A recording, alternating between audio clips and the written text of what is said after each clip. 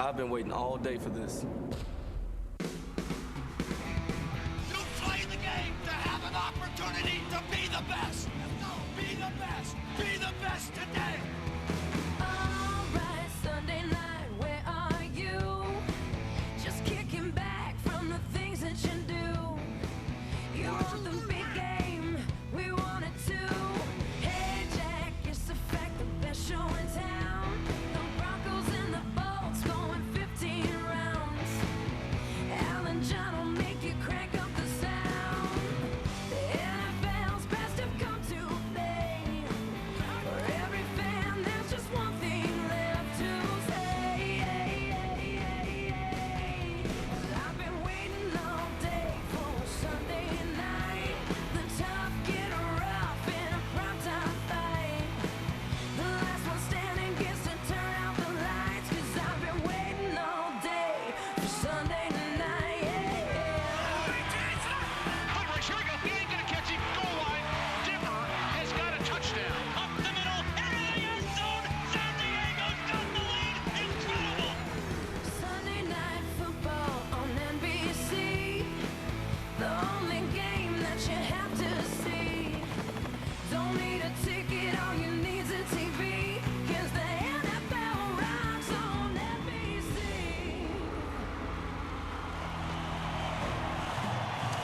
It was 55 degrees this afternoon in Denver, but right now, a little after 6 o'clock, it is 34 degrees.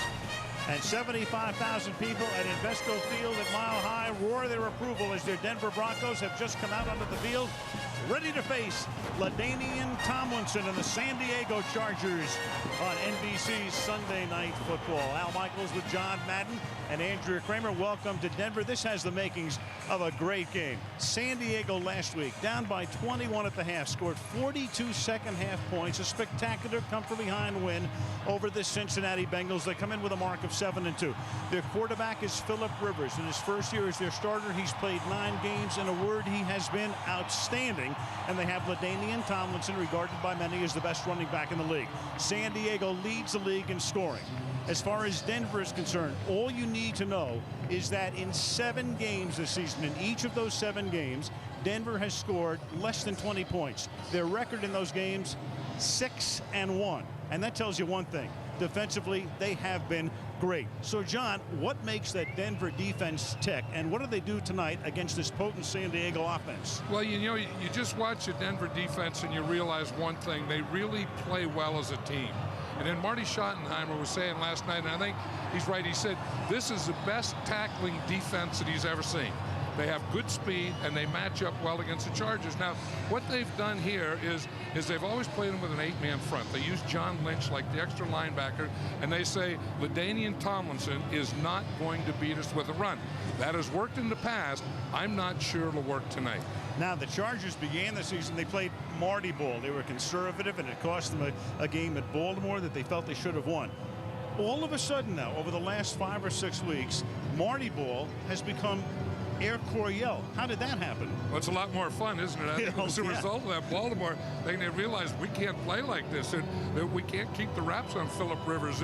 If we're going to be an offensive team, he has to be a pro quarterback. He went out against the Steelers. He was a pro quarterback, and ever since then, he's been the guy. So now you can't go in there like the Broncos are going to try and do tonight and say we are going to stop Tomlinson, because now you have to feel that Phillip Rivers can beat you. Chargers, Broncos, 2 original AFL teams. They've been teeing it up since 1960.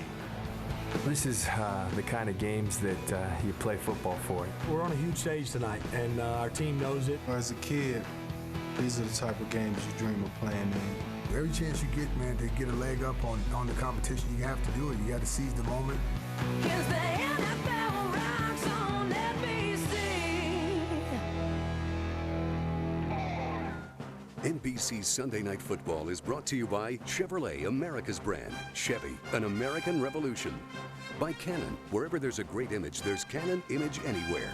By the U.S. Army, there's Strong and then there's Army Strong. Find out more at goarmy.com/strong. And by Dockers San Francisco, work, weekend, dress, golf.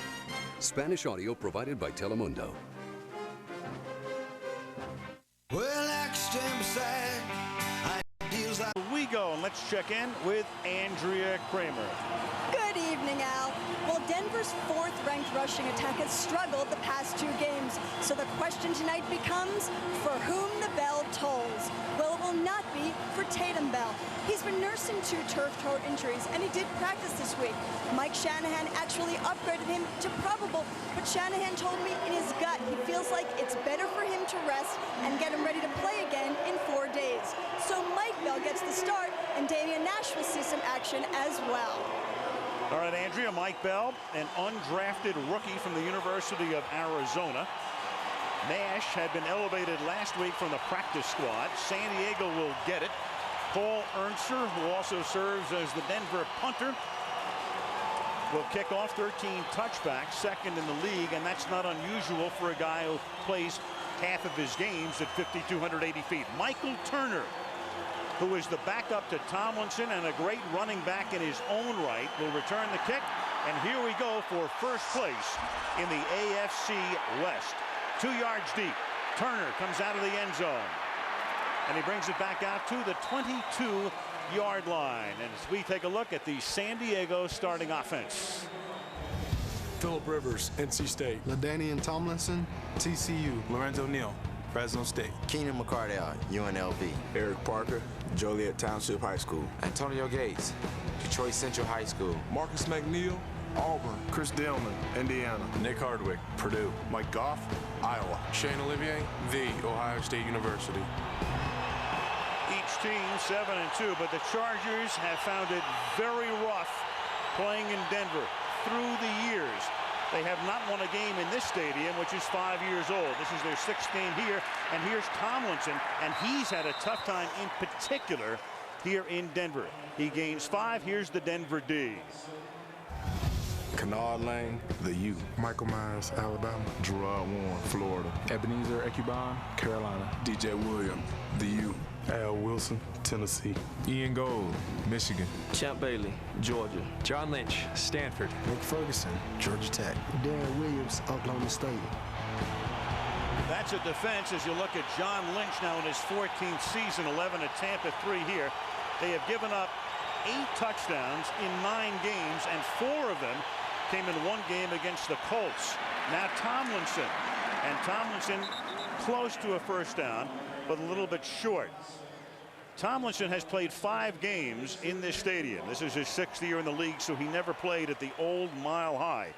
And Denver has had his number, because here at Invesco Field he has averaged only 52 yards per game and just 3.4 per carry. His average per carry this season coming in 4.9. 3rd and 1 from the 31. And this time it's the up back, and that's the fullback, Lorenzo Neal. So 3 runs, John, and a first down. Right, and we see John Lynch up there like we were talking about, and what that does is that brings the safety down, gives you an 8-man front, and in essence gives you a 4th linebacker. That time the Chargers just ran right at John Lynch. You're going to see him. He's going to be coming up here, and he's going to take this gap right here. So you have the 3 linebackers, then you have John Lynch. He's taking on that gap, and boom, they just ran right at him. San Diego proficient on 3rd and 1 this season. 13 out of 14 times they've converted. Neal is the fullback. He's as good as they come out of that spot. He leads the way for Tomlinson, and Tomlinson cuts inside of him. And LaDainian, with a flag coming in at the end of the play, takes it to the 39. Bill Carollo is the referee. Nick Ferguson made the tackle. Don't you feel that LT maybe heard those stats you were talking about a little too much this week? He's heard about it and read about it. I saw him when he came into the hotel last night. He just looked like a fired-up guy. Face mask, 25, defense, 5-yard penalty from the end of the run. Replay, first down. Penalty is on Ferguson. Tomlinson with a chance to break Sean Alexander's less than 1-year-old NFL record for touchdowns. Ooh, just grazed it. I don't think, unless he got, no, he didn't get it at all. No. No, that was a phantom face mask. Now you have Tomlinson split out. He's their leading receiver. He's in the slot. and Michael Turner operates out of the backfield, and that presents a new set of problems for the defense. And here is Turner, as good a backup running back as there is in the league, up to the 46-yard line. So we know about Tomlinson. We've talked about Turner and will throughout the game. And then there is this guy, Philip Rivers. Remember, draft day 2004, Eli Manning saying, I'm not going to San Diego. They pick him anyway.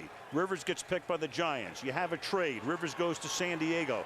He's on the bench for 2 years back of the suddenly sharp and emerging Drew Brees, and then Brees leaves.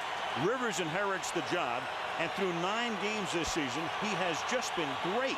First and 10 from the 46-yard line. They give it to Turner, and he's taken down behind the line of scrimmage. DJ Williams is there for the stop. Yeah, and that's another reason that the Broncos feel that they really do so well against this Charger team, is that they have speed at the linebackers. And here you see DJ Williams. He's coming on a blitz. Al Wilson right behind him. That they haven't pressured a lot this year, but I think they're going to pressure the Chargers more tonight. And in talking to the Chargers, they expect more pressure defenses tonight. You see, Wilson, Schottenheimer said last night, he never makes a wrong first step. 2nd and 11. Inside handoff. Tomlinson, and he goes nowhere. And that's John Lynch coming up to spill him at the 47-yard line. And that will set up a 3rd down and 8. Mike Shanahan going over his defensive card. Marty Schottenheimer now in his 5th year at San Diego. You know, Larry Coyer, the defensive coordinator of the Broncos, just says we're going to take away the run. We're going to have gap control. We're going to have all the gaps. LT's not going to run on us. And you kind of get the feeling that maybe the Chargers come out here and say, they say we can't run. We're going to show them we can run. We just had a shot at Barrel Man. 7 runs, no passes. Now out of the shotgun on 3rd and 9. Here they come, all out blitz. Ferguson gets to Rivers and forces him to throw it away. And there's a flag on the other side of the field, back at the 43-yard line. I think that's against the... it's offside Denver. Yeah, I think it's against Denver. I think it's 92, Elvis Dumerville. Making move. Offside, defense, 52. 5-yard penalty, replay 3rd down. Well, it ended in a 2 anyway. Yeah. Ian Gold, who was inactive last week. And he's a guy, and you're going to see him right in here, and he comes into the gap. He was going to blitz in that gap, and he just tried to time it up, and he got there a little early, didn't he? Denver, the least penalized team in the league, but 2 on this first drive already. The face mask on Ferguson, which was kind of a bogus call, and this one of the few defensive fouls that does not result in an automatic first down. So it's 3rd down and 4. 4 wide receivers, and Tomlinson flanking Rivers. Rivers' first pass of the game is complete, caught by the sure-handed Keenan McCardell, but there is another flag on the play here. Doesn't Philip Rivers look comfortable, though? You know, here's a quarterback, and especially in the shotgun. I mean, he just gets that ball. It's right up there and right out. And those are the things that he's been working on since he was in high school and his dad was his coach. You know, keeping that ball up, not dropping it, and getting that quick release. Defense, right defensive tackle. That penalty is declined. Result of the play, 1st down. Just watch. What he wants to do is catch that ball, put it up by his shoulder, and then just bring it out right from there. He kind of pushes it out, but there's not a lot. Once that ball is going, there's not a lot, or there's not any wasted motion. So Keenan McCardell's catch will count. They decline the penalty. 855 for Keenan in his career, 9th all time. And then Tomlinson gets buried by John Engelberger, the one-time 49er, knocking him to the ground after a short gain. Yeah, we're talking to Philip Rivers. I remember the last time about how low he has to get. You watch the center, Nick Hardwick, and he gets down low. See here, so Philip Rivers is 6'5", so he has to squat down at that angle to get the ball. He said he's never had a center as low as Hardwick is, and he's had to make that adjustment. And watch him here. He stands up, and then he's up here. Then he'll make the adjustment. He'll go down to the squat. You see right there, see how low he has to get? He even gets down low in the huddle. The pass is thrown to the left side, and that's Manu Maliuna, the tight end, who scored a touchdown against Cincinnati last week, to the 40. You know, it's funny talking about how low he gets. Some of the Chargers were saying Drew Brees was 6'1", but he stood up tall in the huddle, so they'd have to, you know, look straight at him. He said, we looked down at Rivers, who's 6'5". I remember Rivers was telling us when he came in the huddle one time, he was all fired up and he started saying, we got to do this, we got to do this. And he said he looked at the linemen and they didn't say anything. He said, golly, do you guys hear me? He said, yeah, but that's the way offensive linemen are. Well, that was in the Pittsburgh game. He said, let's close it. They say we can't close it. Let's close it. And they did that night. Pressure on, and that forces the pass to be thrown up like a balloon, and it's incomplete. Ian Gold came in and gave Rivers a shot. And then all of the Chargers in the neighborhood all had to think about becoming defenders. That time they had 9 guys in the box, did the Denver Broncos. Yeah, and Ian Gold is a pass rusher from this outside here, and he is going to come right here completely free. They had the 9 men up. They weren't sure which were going to come. The corner drops back.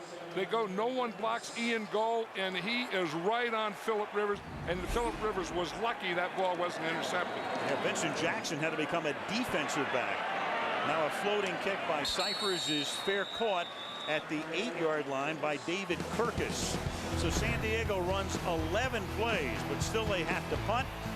Plummer and Denver with the ball for the first time when we come back. Denver, not far from that site, maybe a mile and a half. Invesco Field at Mile High, next to what used to be the old Mile High Stadium. From the 9-yard line, 2 tight ends set for the Broncos as they start on the first down here. And the ball is tossed back to the rookie Mike Bell for a gain of 6. Here is the Bronco offense. Jake Plummer, Arizona State. Michael Bell, Towson High School. Kyle Johnson, Syracuse. Rod Smith, Missouri Southern. Javon Walker, Florida State. Steven Alexander, Oklahoma. And the line, Eric Pierce at left tackle. Ben Hamilton is the left guard. Tom Nalen, the longtime center.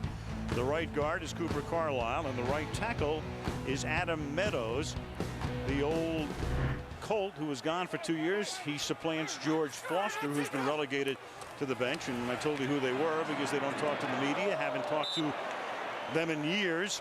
That's part of the deal. But I did hear Tom Nalen on the radio today doing a promotional spot, so I guess if Commerce is in the equation, they will talk. Oh, you did catch him, yeah, huh? I caught him.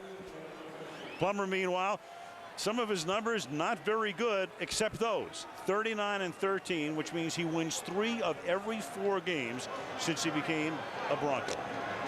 You know, one of the things the Chargers are talking about is how do you defend him? Is he going to be a pocket passer tonight, or is he going to try to get to the outside on play action passing bootlegs?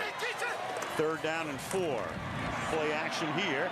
Pass to the outside into traffic, and it's incomplete, and it was intended for Javon Walker and deflected, and it will be 4th down. So it's a 3 and out. You know, the Chargers really miss Sean Merriman. You know, you're talking to Marty Schottenheimer last night about their defense, and they kind of got lit up last week against Cincinnati, and part of it was that they didn't have a good pass rush. So that's one thing. I mean, they still don't have Merriman tonight, but that's one thing that they feel that if they're going to have success defensively, they have to be able to get to Jake Plummer. Ernster averages 45 yards a punt here, 39 on the road, so he loves it at 5,280 feet, and that's a typical mile-high punt, fielded at the 32-yard line. Eric Parker, one of the San Diego wideouts, with a decent run back out to the 49-yard line. That was a 54-yard punt and a 15-yard run back. 34 degrees. Barrowman says, who cares? These two teams meeting since 1960 when the Chargers came into the league as the Los Angeles Chargers. Since the merger, the Broncos are 30-5 with 1 tie. And since 2001, they've outscored San Diego 82-17 in the first half here. So a house of horrors for the Chargers through the years. That pass is tipped and intercepted at the 42-yard line by Nick Ferguson. So Rivers, throwing on the first play following the punt, has it tipped, and the Denver defense with a pick. First in his last 125 passes for Phillip Rivers. Well, you know, Denver is all about gap control. Every defensive lineman has a gap, and you not only have that gap for run, but you also have that gap for pass. And you have to get your hand up. Gerard Warren was the guy there. He started in fact, he was on a stunt. They were on a twist stunt in the middle. He got into his gap, couldn't get back to the quarterback, but he did get his hand in the passing lane. Only the 4th interception of Rivers all season. Denver now at the 42. Can they capitalize on the break? Instead, that pass is batted back. And that's big Jamal Williams. And the last time we saw San Diego on a Sunday night in October against Pittsburgh, he had a monster game.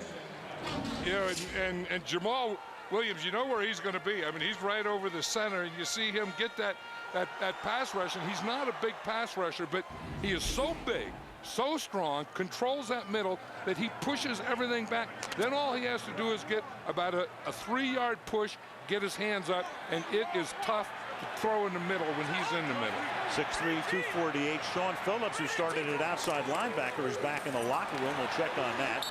Here's Bell up to the 46. They're minus, as we take a look at the San Diego defense, and they're minus some guys, but here they are. Jock Cesare, Southern Connecticut. Jamal Williams, Oklahoma State. Igor Olshansky, Oregon. Sean Phillips, Purdue. Randall Godfrey, Georgia. Donnie Edwards, UCLA. Carlos Polk, Nebraska. Quentin Jammer, Texas. Marlon McCree, Kentucky. Terrence Kill, Texas A&M. Drayton Florence, Tuskegee. That secondary lit up last week by Carson Palmer, but the game was won by San Diego in that miraculous comeback. 42 second-half points. 3rd and 6. Plummer out of the shotgun. Under pressure, gets it away, and that pass is incomplete, intended for Mike Bell. So that San Diego defense, and we mentioned minus key guys. Sean Merriman, Rookie Defensive Player of the Year, 3rd game of a 4-game steroid suspension. He's gone for 2 more weeks. Luis Castillo, the outstanding defensive end, out for maybe another week. And Phillips back in the locker room at the moment. Right, and I'll say this, the Bronco offense really hasn't tested him yet. I mean, that was 3rd down there. They go 3 wide receivers. They get a nickel defense, and they throw a 9-yard pass. Even if that pass had been completed, he would have been tackled right there and still have to punt from the same spot. Ernster in for his 2nd kick. Eric Parker to run it back. High floating kick. Fair catch called for, but there to stop it at the 1-yard line, Jerome Cox, one of their special teams maven. Great play, set himself up at the 1, and that's where Phillip Rivers will begin San Diego's next drive from the Colorado State Capitol. Diego, John, trying to come out from the 1-yard line in the closed end of the stadium. And it's going to be tough for him to hear down here, and I think this Bronco defense is really going to press him here and try and get a safety. Do you run, do you pass? They give it to the up back, and that's Lorenzo Neal, the fullback, who picked up a 1st down on the 3rd and 1 earlier. He gets about 1.5 yards. Lynch and Gold in on the hit. You know, it's funny, through the years, John, we always thought, especially in the Shanahan years, of Denver as being an offensive team, but you know, it's almost like they've gone back to the Orange Crush days now. And it is, and you know, it's kind of like the Baltimore Ravens, you know, and Billick there, you know, an offensive guy, and he has a defensive team, and they do this. And again, to me, a big part of it in this run defense is John Lynch being able to fit like he is up there as the 8th man up, be a linebacker or safety. On 2nd and 8, this time the pass goes to Neal, and it's all he can do to hold on to it. Good blitz pickup in the backfield by San Diego out to the 8-yard line, so they give him some breathing space. Gold and Myers in on the tackle. It'll be 3rd down and 3. You know what impresses me about this San Diego offense? When they go play action pass, they always get a back or 2 backs out on the pass. You know, a lot of teams will use play action pass as a pass protection and not get a back out. The Chargers on play action pass always get a back out. 3rd down and 3. Manu Maliuna now sets up in the backfield with Tomlinson. Rivers rolling, and then the pass is caught by Tomlinson out to the 18-yard line. And LaDainian Tomlinson not only closing in on 1,000 yards rushing for the season, he's their leading receiver. Tomlinson has now caught 45 passers this year. Brandon Maliuna is the 2nd tight end. but he's also a very good blocker. And they'll use him in pass protection so they can have two tight ends. One, keep him in as a pass protector, and then have Antonio Gates and get him out in the pass pattern. Denver walking it up to the line. Lynch was ready to come. This time Tomlinson gets taken down at the 20-yard line. Gain of 1, maybe 2. Ebenezer Ekuban in on the tackle. You know, I think we're seeing that thing we talked about in the opening about how well these guys tackle. You know, in some teams, you know, you'll have a couple guests on your team. You know, you have like 9 pretty good tacklers and two guys just hanging around as guests. This team, there are no guests, and not only that, they're all good tacklers. I like that phrase. That's great. A couple of guests. There have been corners in football. There have been guests in the running game. Yes. Not on this team. One of them might even wind up in the Hall of Fame. 2nd and 7. Rivers to the outside, and that is caught by Eric Parker. Parker up to the 29-yard line and a first down. Phillip Rivers has been remarkably consistent in so many areas this year. When he throws passes behind the line of scrimmage, there's his rating. When he throws from 1 to 10 yards, 99, which is a great number. 111.6 is terrific from 11 to 20, and then 101.7 when he throws more than 20 yards downfield.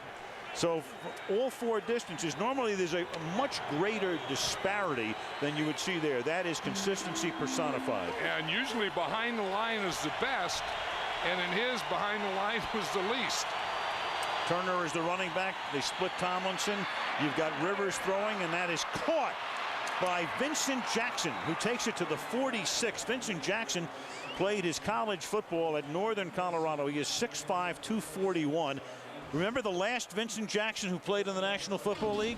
You might remember him better as Bo Jackson. Yeah, that was Bo Jackson's day. Watch what Jackson does here.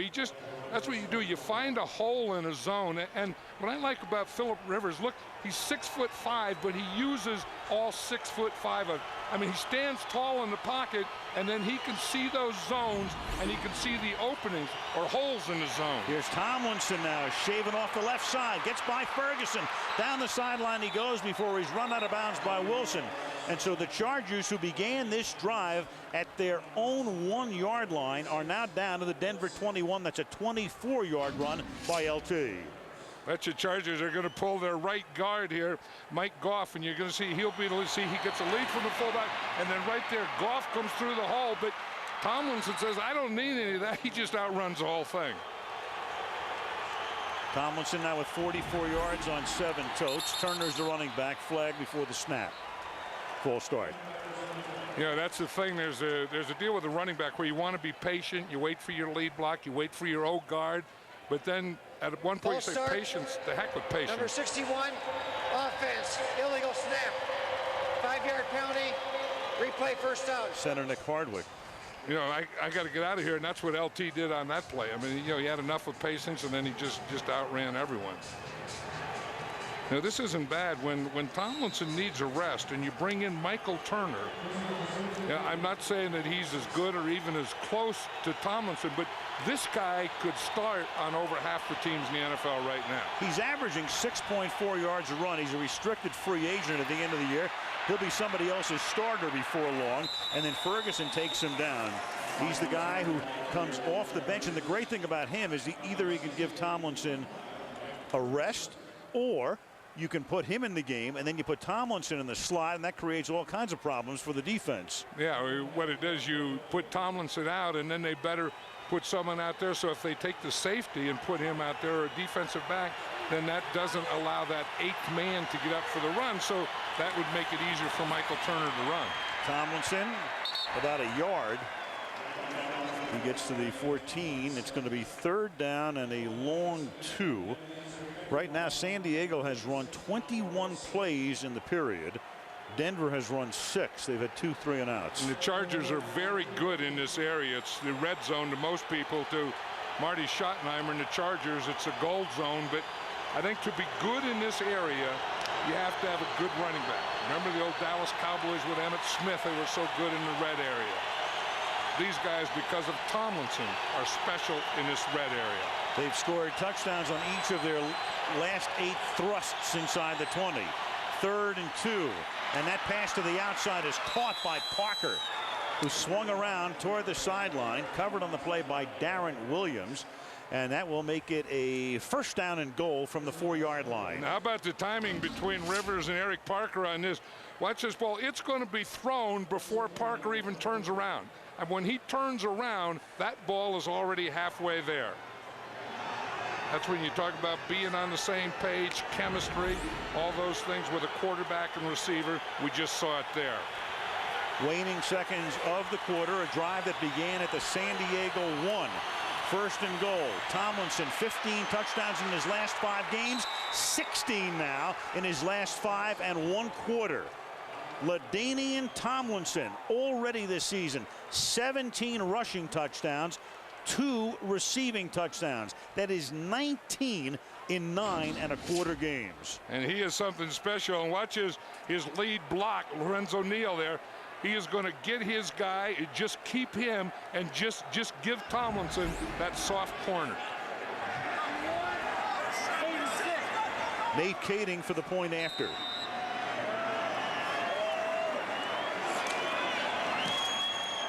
And that will make it 7-0. A 99-yard drive, 11 plays, 6 runs, 5 passes. LT to the EZ. 7-0 Chargers. And Mountain. The Chargers have 133 yards, Denver 10 in a 1st quarter that has 8 seconds remaining. Nate Kading to kick off. Mike Bell, the starting running back tonight, will field it at the 1-yard line.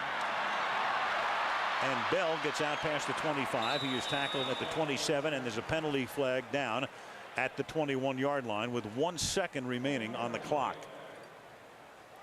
Penalty will be against Denver, and that will back them up.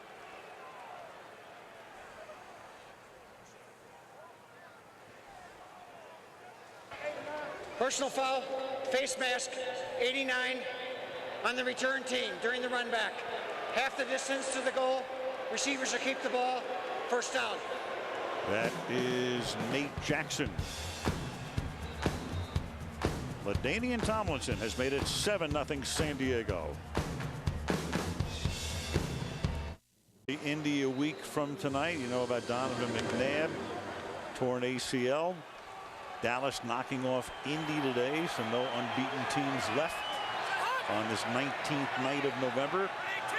One of these teams will go to 8-2. The other will be 7-3. It's 7-0 on the final play of the period here. Mike Bell with a penalty flag down will take it out to the 19-yard line. You've got an offside coming up here against San Diego. So they're going to have a choice of a 1st and 5 or a 2nd and 3. Corolla looking over and saying you want to decline it. Plummer saying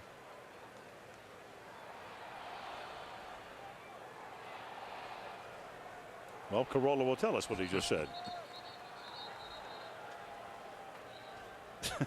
Someone's blowing a whistle. Right. Offside, defense, number 92. It's a 5-yard penalty. We'll replay 1st down. So it'll be 1st and 5 when the 2nd period commences. End of 1, San Diego 7. Denver nothing. Sunday Night Football resumes after these messages. A play here going this way. It's an untimed down on a penalty at the end of the quarter. And thus it is Bell, and he will pick up the 1st down. That was a 1st and 5. And now the 1st quarter has officially climaxed as Bell takes the ball over the 20. Shanahan's team 1st and 10 when we come back and start the 2nd quarter. This time we promise.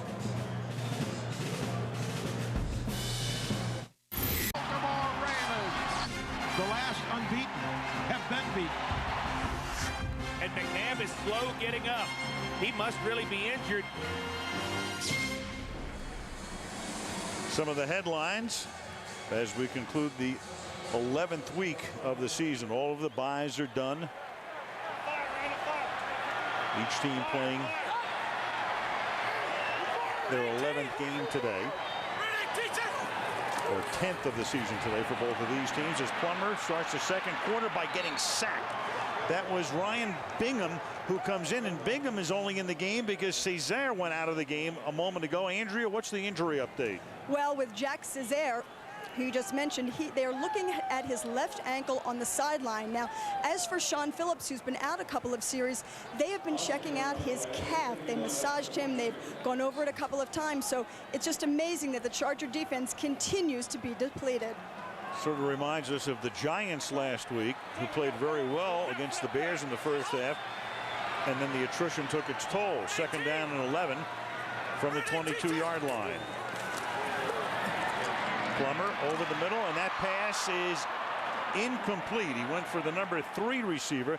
That's Brandon Marshall, a rookie out of the University of Central Florida, and he was covered on the play by Terrence Keel. It'll be 3rd and 11. Yeah, the Broncos went 3 wide receivers. They had Steven Alexander in the backfield, and then he went in motion and split out, so it gave him a 4 wide receiver look. Plummer had good time in there, and he led Brandon Marshall right where he had to be. Marshall has to make that play. Plummer has yet to complete a pass. 0 for 5. It's 3rd down and 11 from the 21-yard line. Blitz from the outside. He has to dump it off for Bell. Nice screen there, and that'll be a 1st down. So they pay the price for blitzing as Plummer reads it, gets the pass away quickly, and with a couple of blockers, that is a gain of 13 yards and a 1st down off a 3rd and 11. Well, you just said he hadn't completed a pass, and when you have to help your quarterback sometimes to get him started, and this is one way to get him started on a screen pass, and Plummer did a good job. Invite the rush, let him get right there, and then dump it off to your back. Stephen Cooper couldn't get there in time. Bell made the catch. And then after he made the catch, he just ran downhill, and that's what Mike Shanahan always liked about Mike Bell. Now Damian Nash comes into the game. He's the running back. This is him. And Damian Nash, who had been on the practice squad until last week, takes the ball all the way to the San Diego 40-yard line. So with Tatum Bell hurt, Mike Bell gets the start. They give him a break. And then Damian Nash, who'd been in the Tennessee camp, played his college football at Missouri, picks up a 1st down, 26-yard run. And this is what they were worried about, that he was cutting back too soon, that you have to take it to the hole, press the line of scrimmage, and then cut back. Nash cut back perfectly that time. Injury timeout here. Coach. Field, Stephen Cooper replaces him. Jacques Césaire comes back into the game. And the ball is handed off to Damian Nash, who just broke that run. Nash played 4 games for Tennessee last year, had been on Denver's practice squad, and now in the lineup tonight. And again, one thing when you take a guy off the practice squad, he looks good in practice, and Mike Shanahan puts a lot of credit on that, but you still don't know how he's going to do in the game. And the thing that they worried about Nash, as I was saying, is that he was always looking for the cutback, and he would start his cutback before he got to the hole, but on that one cutback, he got to the hole. That was a perfect cutback. Shanahan donning reading glasses for the first time. Went to those a couple of weeks ago. They give it to Nash again. And Nash takes the ball to the 34. Mike has 20/15 vision at distance, but all of a sudden he was having trouble reading. So I'm in his office before the game tonight. I said, "Is that a prescription?" He said, "No, it's $6 at the drugstore." He said his wife just didn't want him because he only wears them when his offense is on the field, because when the defense is there, obviously he doesn't need his play sheet. And his wife didn't want him to get one of those ropes, that you tie the glasses on. Well, Marty's worn glasses for years. Yeah, but Marty's deal is he doesn't wear the headset all the time. I mean, Marty's like half headset on, half headset off. 3rd and 2, a long 2. And this is Mike Bell, and he appears to have the 1st down. Randall Godfrey, the ex-Cowboy, makes the tackle. They'll move the chains. 1st down at the 29-yard line. And the thing that this offensive line does so well, better than anyone else, is watch just how they zone block here, how they all get off together and work as one. The whole group. You see how they all move to the right, then they get a good lead block, and that's enough push to get a 1st down. But this is a very good offensive line, a very good middle of the offensive line. They're the best zone blockers in football with the run. Over the years, it's held up since the days when Alex Gibbs was their offensive line coach. The ball at the 25 from Bell. And John, as we all know, I mean, through the years, it doesn't matter who you plug in. They had Terrell Davis, who was tremendous, of course, but then Mike Anderson and guys like Olandis Gary. And no matter who they plugged in, they always seemed to get 1,000 yards, 1,200 yards, sometimes even 1,400 or 1,500. Yeah, and I think that, you know, they just felt it was a system, because it's not only who they plugged in at the running back, but who they plug in the offensive line. I mean, they have a rookie free agent left tackle, Eric Pierce, who's doing a real good job. They have a veteran, Adam Meadows, who's just starting for his second game, but they play well together. Pierce taking the place of Matt Lepsis, who got hurt, is out for the year. Now Javon Walker, who's been their big play guy, the former Green Bay Packer, who's had some huge plays to lead the wins over New England and Pittsburgh, makes the catch, spins out of a tackle, and moves the chains. Walker, who was hurt last year, knee surgery, came over here. Take a look at that. Some of the plays he's made, that 83-yard reception against New England and that 72-yard run early on against Pittsburgh to help win a game at Heinz Field. And there you go, players with 70-yard touchdown runs and catches in one season since 2000, both playing tonight, Walker and Tomlinson. At the 12. Up back, first man through to the fullback. This is Kyle Johnson, and he takes it to the 5-yard line. So playing the Lorenzo Neal role. He picks up about 7. You know, don't you feel that sometimes you just need a play to get you going? And Jake Plummer needed that, and that play was that screen pass. He hadn't completed a pass. Boom, he goes to the screen, and that gets him going. Now, the next thing he has to do is start getting Javon Walker involved in the game, and he just did that. They'll bring the big stud Williams back in the middle here, 2nd down and 3. They need Williams now, but one thing about this Denver Bronco offensive line, we're talking about their zone, they also cut very well. And 2nd and 3, the handoff to Bell, and he appears to be just slightly shy of the first down. This drive began back at Denver's 12-yard line. We talked about San Diego and how proficient they are in the red zone. And so is Denver. 13 and 21, 3rd best in the league. And didn't you always feel that Mike Shanahan was one of the best play callers in football? Absolutely. You know, and as you say, I mean, assistant coaches change, offensive coordinators, defensive coordinators, quarterbacks, running backs, but the one constant here with the Broncos has been Mike Shanahan.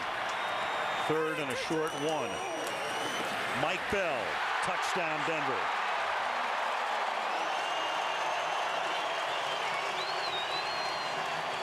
After San Diego goes 99, the Broncos answer with an 88-yard drive.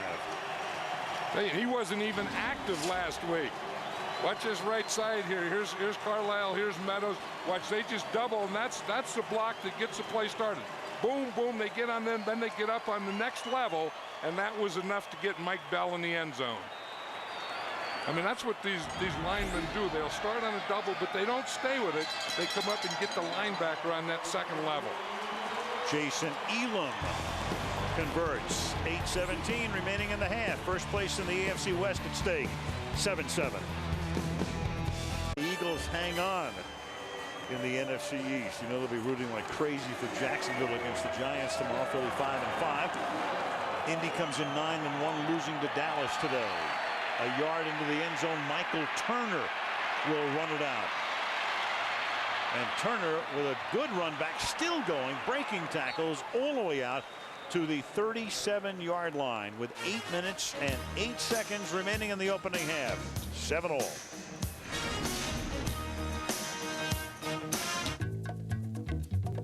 He's an icon. You know, so many kids like myself looked up to him growing up. And just to be mentioned in the same breath with him, and now having the chance to break some of his records, it's unreal. LaDainian Tomlinson talking about history and writing some of his own this season. And here is Tomlinson, and Tomlinson, who's closing in on 1,000 yards, is up to the 43-yard line. Broke out of a John Lynch tackle LaDainian was 16 in his last 6 games, the most in NFL history over that span. And John, with 1 touchdown tonight, he'll be the fastest to 100 in the history of the NFL. Watch him, and that's the thing that John Lynch is talking about. He said that Tomlinson reminds him of Barry Sanders. He said he used to play Barry Sanders twice a year, and he said he knows what it feels like, and he just felt it right there.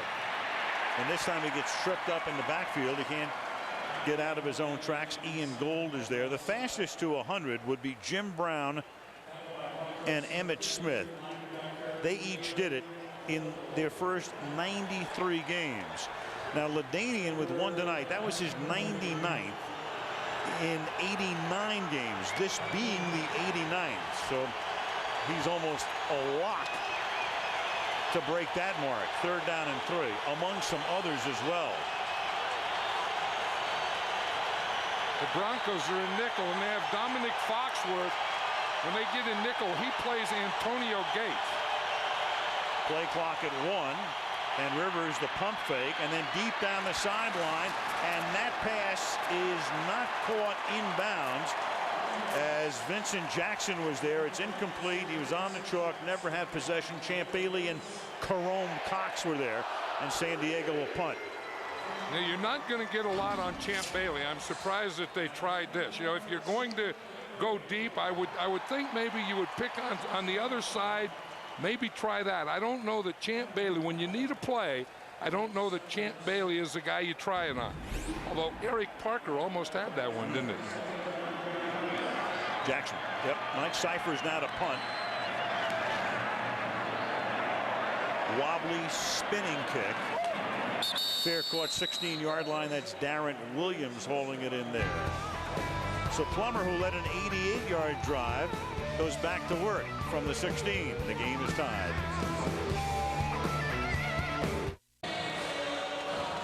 Back in Denver, Al Michaels, John Madden, Andrea Kramer. Game tied 7-7, 6:34 remaining in the half. Low scoring, but plenty of offense to this point. Denver starts from the 16-yard line.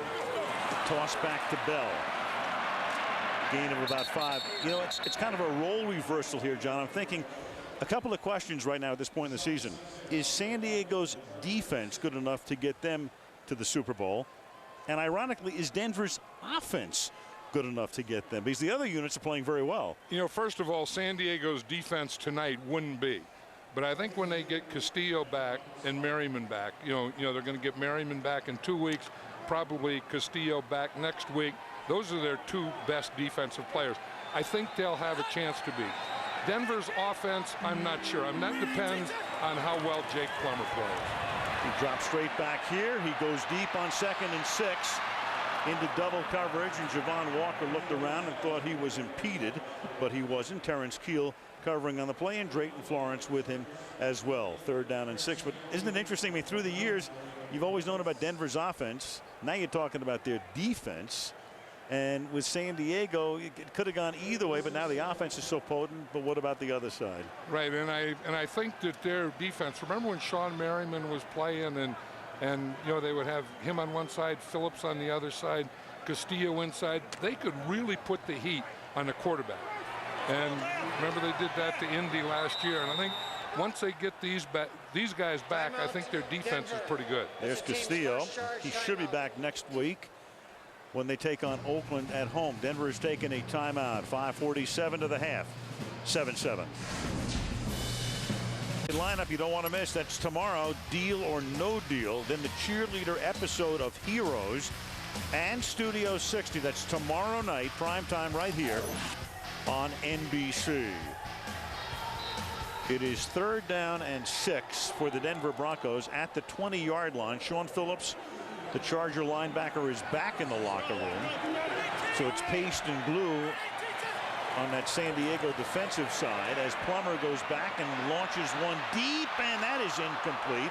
And again, he's going for Javon Walker, and staying with him that time is Antonio Cromartie, the #1 draft choice, the rookie out of Florida State. Yeah, and that's what he was looking for. I mean, Javon Walker is his go-to guy. Javon Walker is his big play guy. And when you get your go-to big play guys single coverage, you want to get the ball to him, and that he went to the right place. Yeah, his rating is 105 this year when he tries to hit Walker, and 57 is his rating when he goes to everybody else. Paul Ernster to punt. That's a wobbler and a line drive kick that is fair caught by Eric Parker at the San Diego 41. Schottenheimer and Shanahan, they met a lot of times through the years, but they're at his points per game all time. You can see Mike is 4th all time, Marty 33rd. But now Schottenheimer, and again, they started the season with Marty ball, and the fans were upset in San Diego. But right now, his team's scoring about twice as many points as is Denver. Of course, it all began with that Sunday night game with Pittsburgh when they really took the training wheels off. Right, and if you give Mike Shanahan, LaDainian Tomlinson, and Phillip Rivers, he might do the same thing. Play fake, Rivers over the middle, that pass is high, and Lynch almost intercepted it after the deflection. Keenan McCardell was the intended receiver.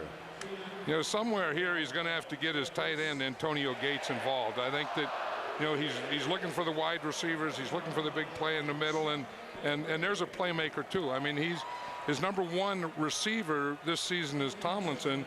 His number 2 receiver is Antonio Gates, and he hasn't thrown him one yet tonight. And I think, you know, it's not that hard to get a tight end open. I mean, the way they can move him around, play action pass, crossing, those kinds of things, I think he has to get him in the game now. It'll be sooner than later. 2nd and 10. And that pass is caught, and taking it out of bounds is Parker, stretching for the extra yard or two. I mean, the minute you mentioned it last week with Jeremy Shockey, who caught a pass. Well, and Gates would have scored a touchdown if he would have thrown it to him on that one. I mean, you know, he's a good move guy, and sometimes when you have a tight end that makes moves, you have to give him that extra beat to make that move. Gates made a move that time, and he would have been wide open in the middle of the field. 3rd down and 2. Tomlinson goes out of the game on 3rd and 2. That means Michael Turner is in the backfield.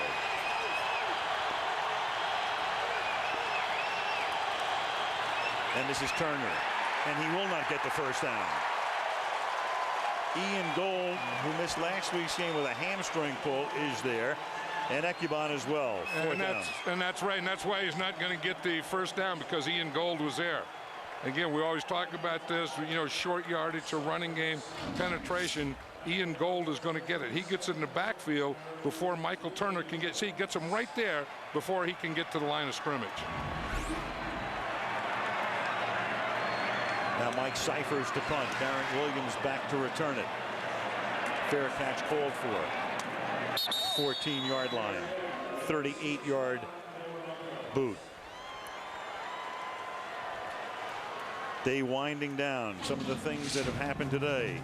The Cowboys beat Indianapolis 21-14 behind Tony Romo. Indy now 9-1. Cincinnati rebounding after that disaster last week, knocking off Drew Brees and the Saints 31-16 despite a 510-yard passing performance by the ex-Charger, and Buffalo wins at the end, knocking off the Texans 24-21.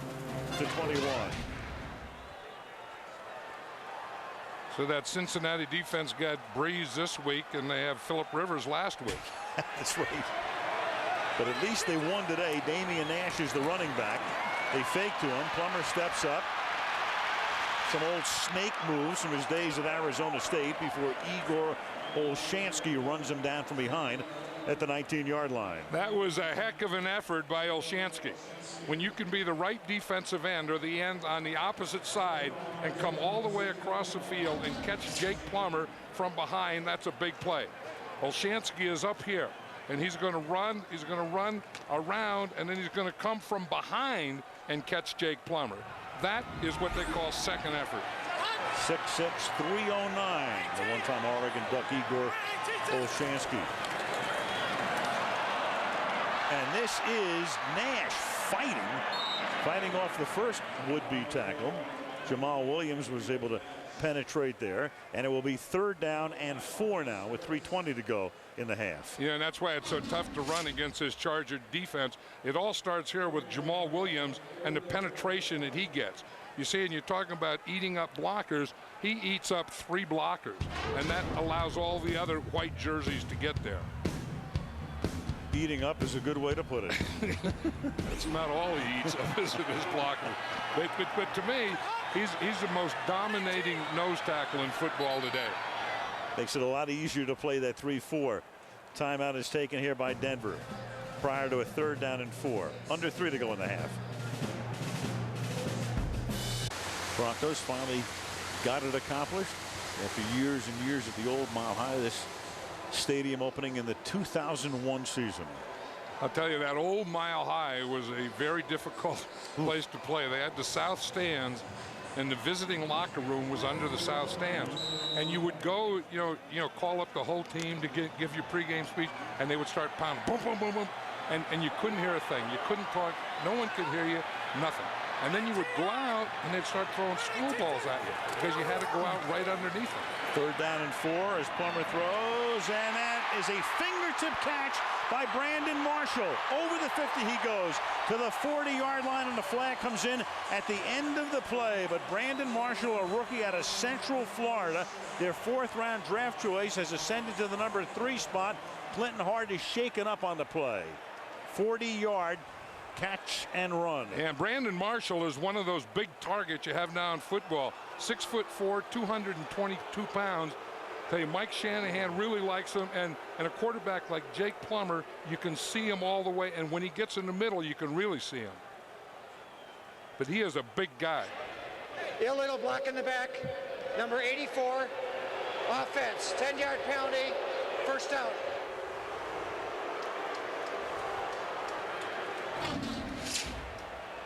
You know, here's Brandon Marshall here, and you see how big he is and how strong he is, and he has a quickness that goes with it. And then when he gets his shoulder inside and gets even, then he can run that in. And then you're going to see Javon Walker somewhere in there comes in and fouls. And that's a foul from the spot, so a good part of the play counts. They move it back to the 43. There's your foul, so they get the 1st down, but they move it back to the Denver 43-yard line. That was a kind of a picky foul, though, wasn't it? Yeah. You got to let, I mean, this is football, and you have to let some things go. That wasn't a block that was going to hurt anyone or do anything or affect anything in the play. Sometimes it's the imagery. Screen for Nash. Over the 50 he goes, and he pulls his way for a 1st down. When I say imagery, I mean the game is played so fast, and if you've ever been on the field or on the sideline during a game, I mean it goes by in a blur, and you have to give it to the officials. I mean, hand it to them. They can't get everything perfectly as the 2-minute warning comes, and sometimes it looks as if it's more insidious than it is. You know, and you wish, you know, if there's any doubt, just don't call it. Just let them play. 2-minute warning. Broncos at the Charger 44 when we come back. At a halftime show coming up from just outside the 30 Rock skating ring.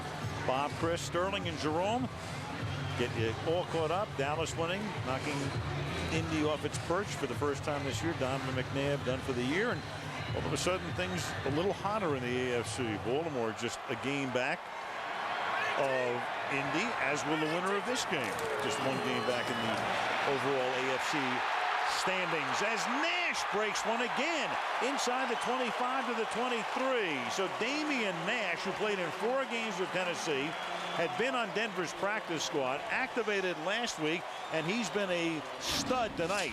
22 yards here, and Nash has already run for 55 yards this evening. Right, and the Broncos are going no huddle, and maybe you can put anyone back there. From the 22. This is Nash again, and he rambles to the 11-yard line. Tackled there by Quentin Jammer. Yeah, he not only rambled, but he rumbled and stumbled. You know, you had to get the Nash. I couldn't help myself. You remember the Nash ramble. We've got an injury here. Yes, you do. Marlon McCree, the safety who came over from Carolina, is hurt. So again, another San Diego defensive injury. First charge timeout. Boy, they are getting depleted, and Marlon McCree is really the kind of the leader of this defense now. Look at Nash, and Nash looking up at the board to watch himself gain 22.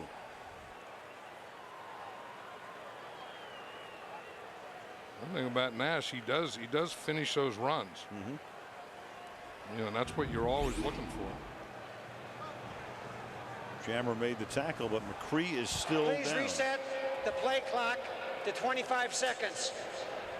Mike Shanahan felt by not suiting up Tatum Bell tonight, by keeping him active, that he'll be okay to play on Thursday. He felt if he would have played tonight, you know, and wasn't ready, he couldn't help him, and then he wouldn't have him Thursday either. But by going with Bell and Nash tonight, then he thinks on Thursday he'll have Tatum Bell, Mike Bell, and Damian Nash. Well, I mean, it's solid and sound thinking when you think about it. You know, you've got 2 games in 4 days. Go to the left side of the screen to see McCree. He's number 20, and he tries to avoid Clinton Hart, and then goes down, and it's the right knee. You know, you always imagine a knee as, you know, someone having their foot planted and getting hit, or one of those types of things, and that was really no contact. It was just kind of, if any contact, he just tripped over his own guy. So first down when we come back. Marty with Marcus Harris on the sideline.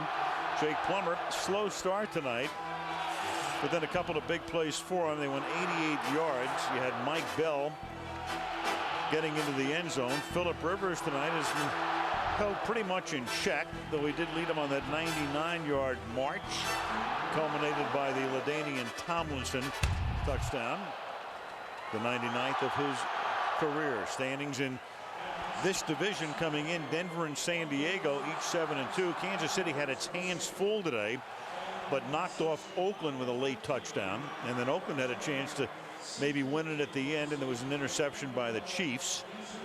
And McCree, in a scene that has to be very disheartening to any San Diego fan, helped off the field, and Bao Ju, the ex-Packer, will have to come in and take his spot at strong safety.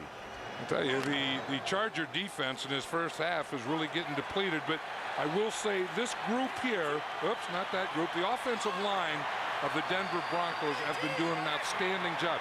They are dominating on this drive. Sean Phillips, the linebacker, is back, and here goes Bell inside the 5 to the 4. The undrafted rookie who played all 4 years at Arizona. Very few guys, of course, spent all 4 years and then wind up in the NFL as a starter, but Mike did. Yeah, I would think right now, you know, Jacques Cesaire isn't Jamal Williams, and when you get someone like that, they get him not only stood up, they get him going back, and then they get him turned around to where he came from. And now Jamal Williams is back in. I would think anytime anyone gets inside the red zone, Jamal Williams has to be in there on rundowns. 2nd and 2. Bell again. Bell for the touchdown. An 86-yard drive.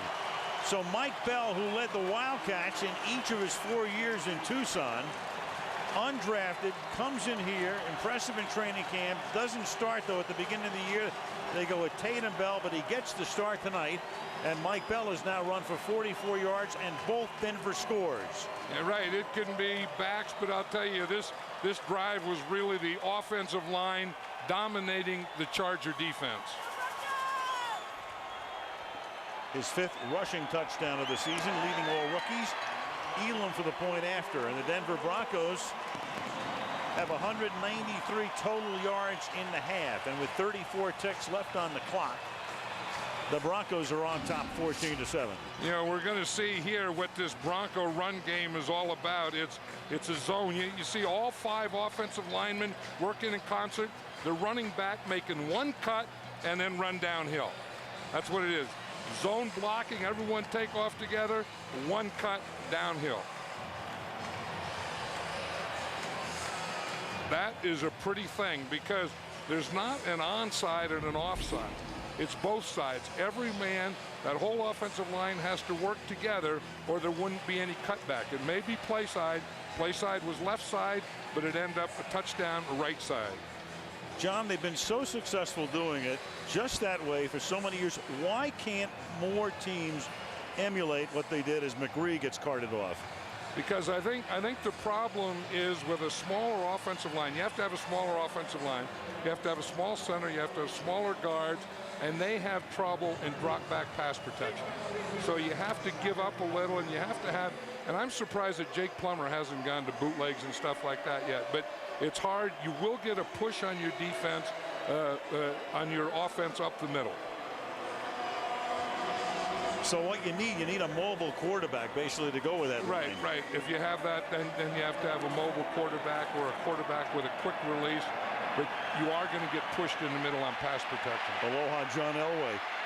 Here's Cromartie, the rookie out of Florida State, who runs it back to the 22-yard line with 29 seconds. The Chargers were the highest scoring offense in the league. The Broncos had allowed the fewest points, 33 for San Diego per game, only 12.3 allowed by Denver. It's the first time since 1997, when San Francisco met Denver on a Monday night, that a team with the most points scored had played a team with the fewest points allowed this late in the season.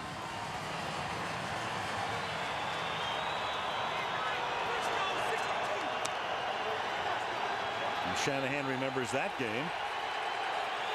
Marty Schottenheimer. Been a house of horrors for him. He's 3-13 lifetime in this stadium, plus 0-1 in postseason.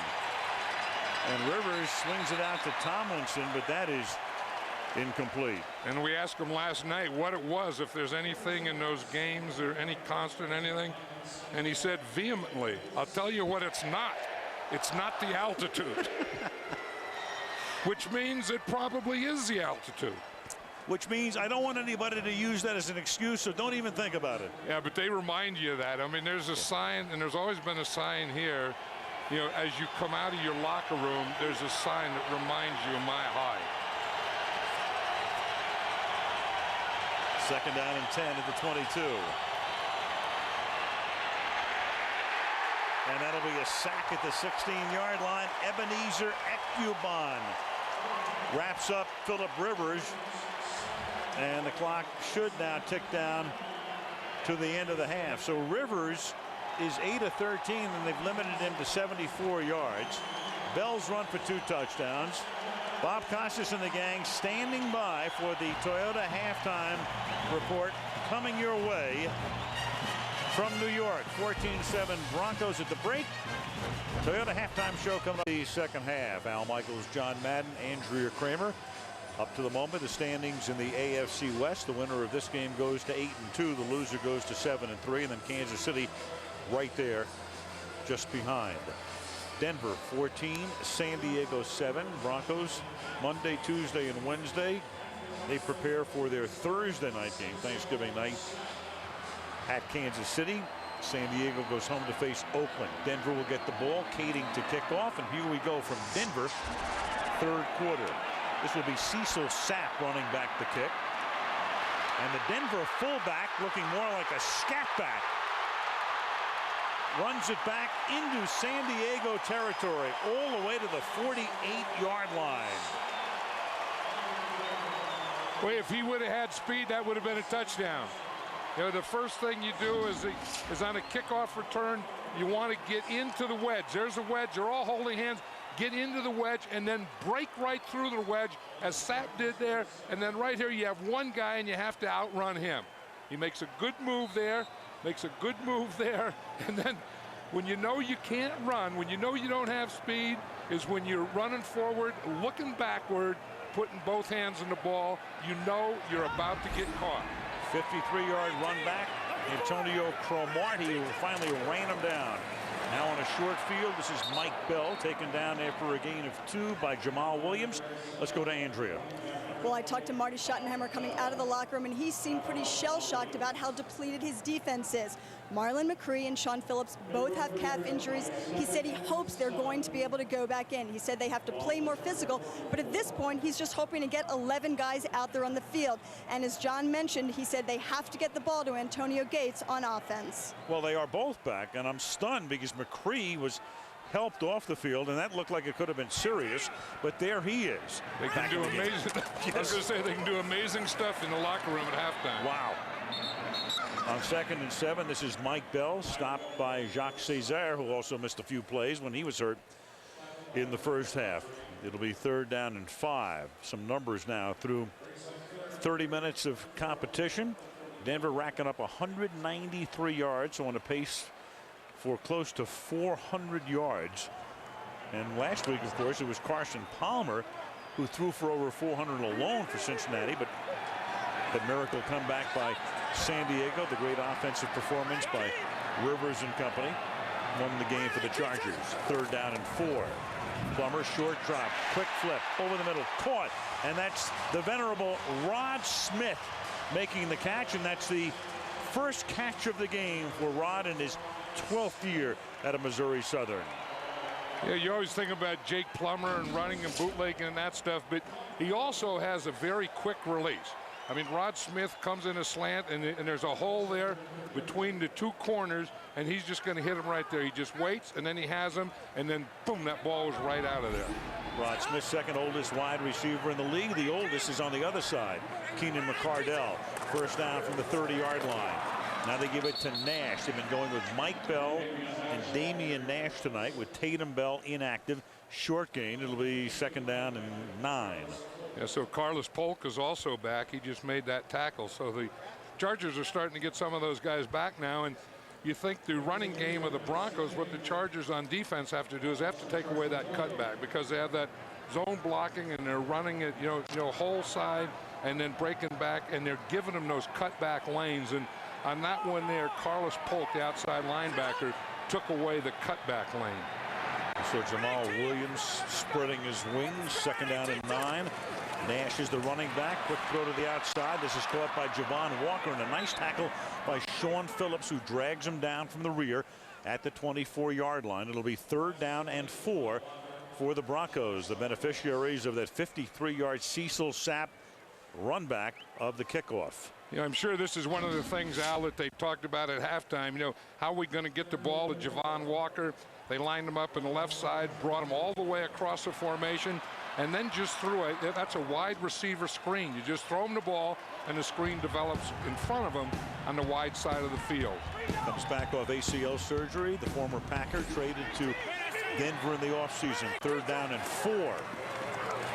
Nash stopped just about the line of scrimmage. So right now you're looking at about a 42-yard field goal for a kicker who could someday wind up in the Hall of Fame. I mean, his numbers, Jason Elam's numbers, have been that good. Yeah, he's a great one. But watch what the Charger defense does right here. They take away the cutback. You see, instead of going that way, they just penetrated on that back side so that he had no place to cut back to. Jason Elam has spent all 14 of his seasons in this league with the Broncos. Played his college football at Hawaii. Drafted in the 3rd round in '93. Jake Plummer to hold. 42-yard boot is good. So Sapp sets him up with that run back. And the Denver Broncos trying to move into first in the AFC West. Extend their lead to 10.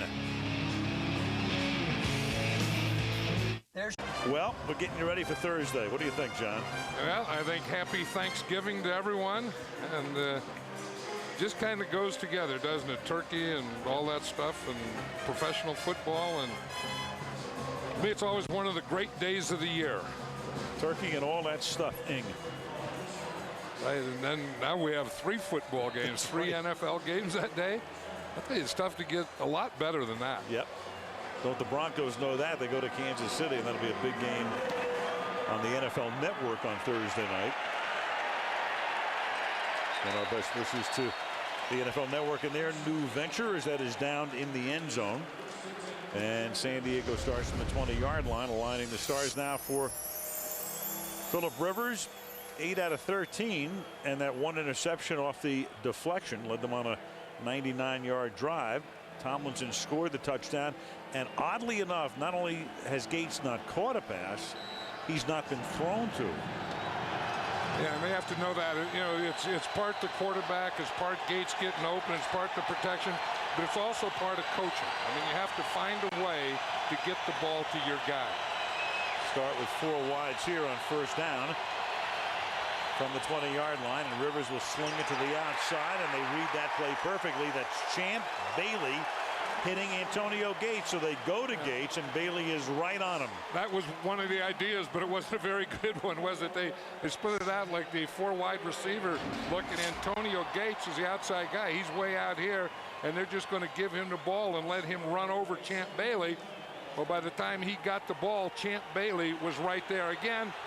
I don't know if I want to get the ball to Antonio Gates. I don't know that I really want to work on Champ Bailey. No. Tomlinson stopped by Michael Myers. Champ Bailey came over, of course, in that deal for Clinton Portis, that huge 1-for-1 trade. His given name is Roland. His brother plays for Detroit, Boss Bailey. His given name is Rodney. The parents, they started calling one kid Champ and one kid Boss. And that's how they got their nicknames. Once you do the Champ, you just can't have Champ and regular name. You got to go Boss. 3rd down and 6 at the 24-yard line. 9.5 to play in the 3rd quarter. Gold showed blitz. Backs into coverage. Rivers to the outside. It's picked off by Darren Williams. Darren Williams for the touchdown.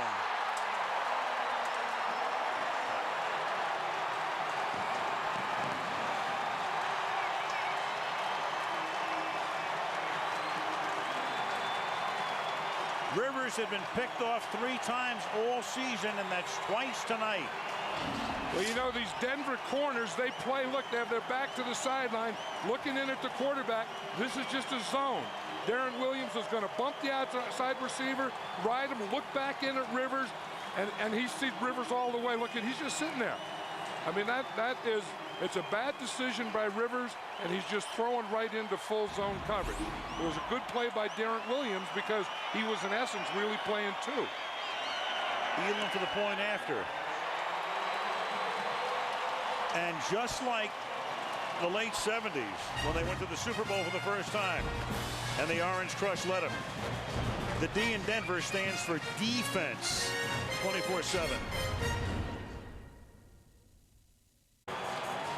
Darren Williams had been bothered with a bum shoulder, but you'd never know it on that play. And Rivers going over the pictures with Cam Cameron, the offensive coordinator.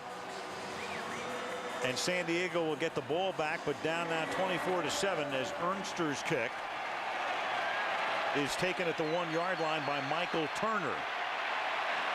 And Turner trying to ignite something with a good run back, and he's able to give it to him up to the 39-yard line with 9:15 left in the quarter. Let's go back to the touchdown. Now let's watch the technique that they use first. Here's Darren Williams here. Here's Champ Bailey. You see, they both have that same technique where they have the back to the sideline, both looking in at the quarterback. Now they're going to play zone.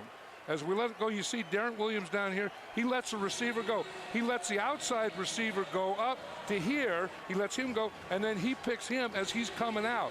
Now, Phillip Rivers thought that he would run off with the deep guy.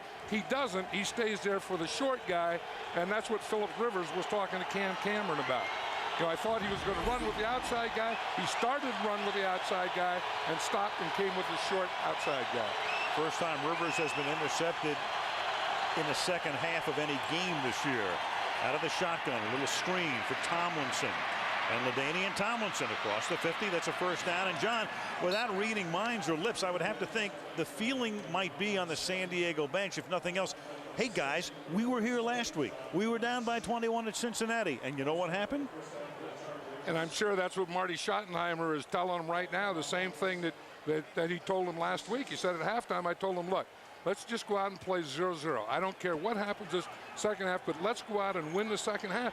And in doing that, then they won the game. Now I think they have to take it from this point and say, okay, 24-7, let's take it from this point like it's 0-0 and just win from this point on. First and 10 at the 46-yard line. Rivers, the fake draw, buys time, stepping up. He'll carry himself, but not very far. Offensive coordinator is Cam Cameron, who was the head coach at Indiana in the late 90s. He had Antoine Randall as his quarterback. Cam was a quarterback at Indiana. He also played basketball in the early 80s. His coach, of course you got it, Bob Knight. And Bob Knight recommended Cam Cameron to Bo Schembechler when Bo was at Michigan, and that's how Cam started his coaching career. Yeah, and then Cam Cameron coached for Bo Schembechler for 10 years, and Bo Schembechler just passed away the other day, and no matter what kind of football, high school, college, pro football, Bo Schembechler was one of the all-time greats. Huge influence, huge. 2nd and 9. Rivers stepping away, then throws, and that pass is caught by Vincent Jackson, who just juggled for a moment. He thinks he has the first down, but he does not. They're going to spot the ball just outside the 41-yard line. It will be 3rd down. Elvis Doomerville popped him.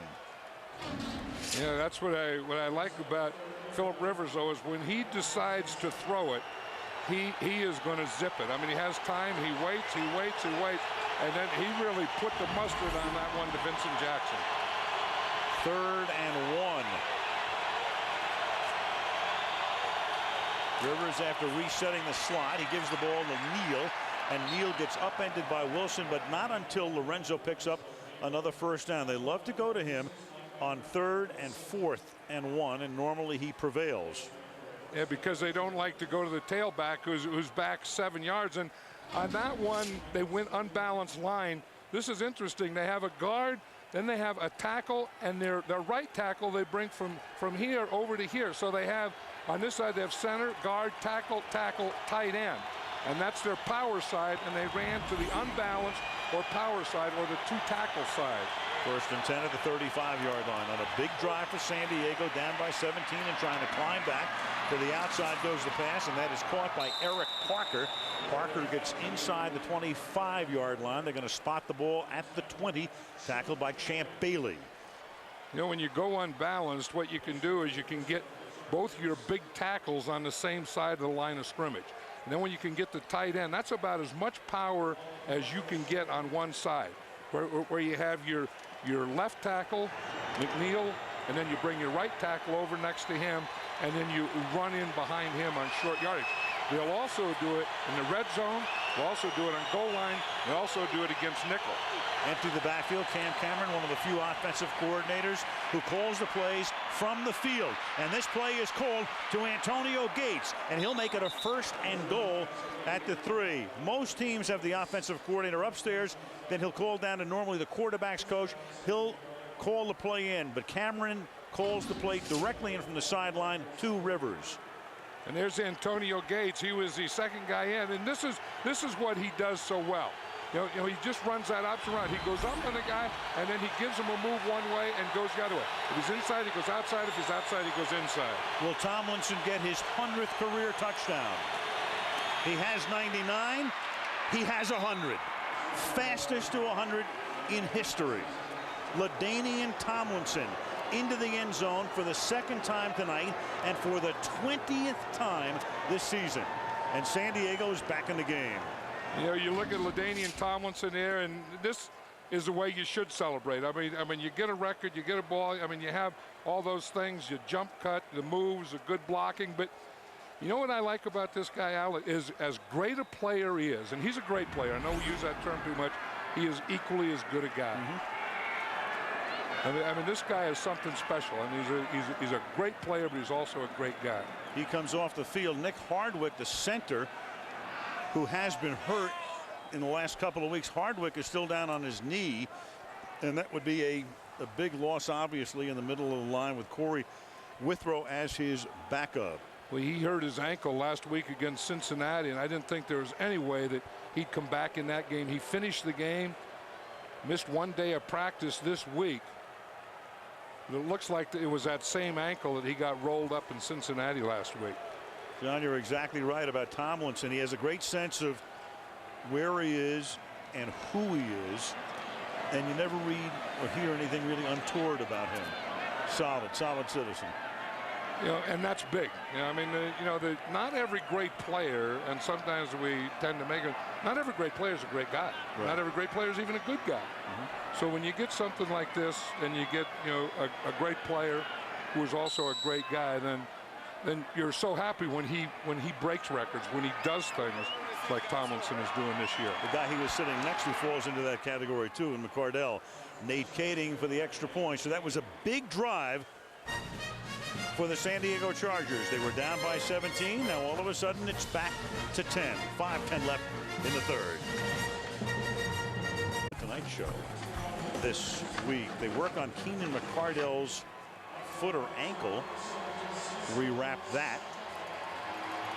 Denver leading 24-14. A little more than 5 to go in the third. Nate Kading, a guy they picked up as part of that Manning Rivers transaction in the 04 draft. The draft choice turning into Kading. Touchback here. Plummer and the offense to work from the 20. 24-14 Broncos. Sunday night, only the best come to Flex. Next week, Peyton Manning and the Indianapolis Colts battle the Philadelphia Eagles. Every game counts, but only one night matters. NBC's Sunday Night Football. And from Denver, Sunday Night Football is being brought to you by Wendy's. Get in the middle of flavor. Do Wendy's new double melt and do what tastes right.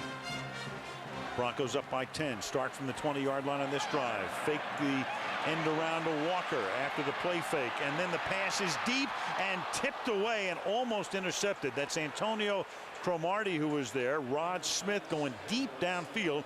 And interestingly, Smith has not caught a pass of more than 19 yards this season, but going deep here. And that was good defense by the Chargers. You know, that they didn't go for anything. Rod Smith is the inside guy there going deep. But look, the corner goes deep with him, and the safety coming in right there is also. So in essence, by the time the ball got there, Rod Smith was double teamed. Rod Smith in his dotage right now at the age of 36.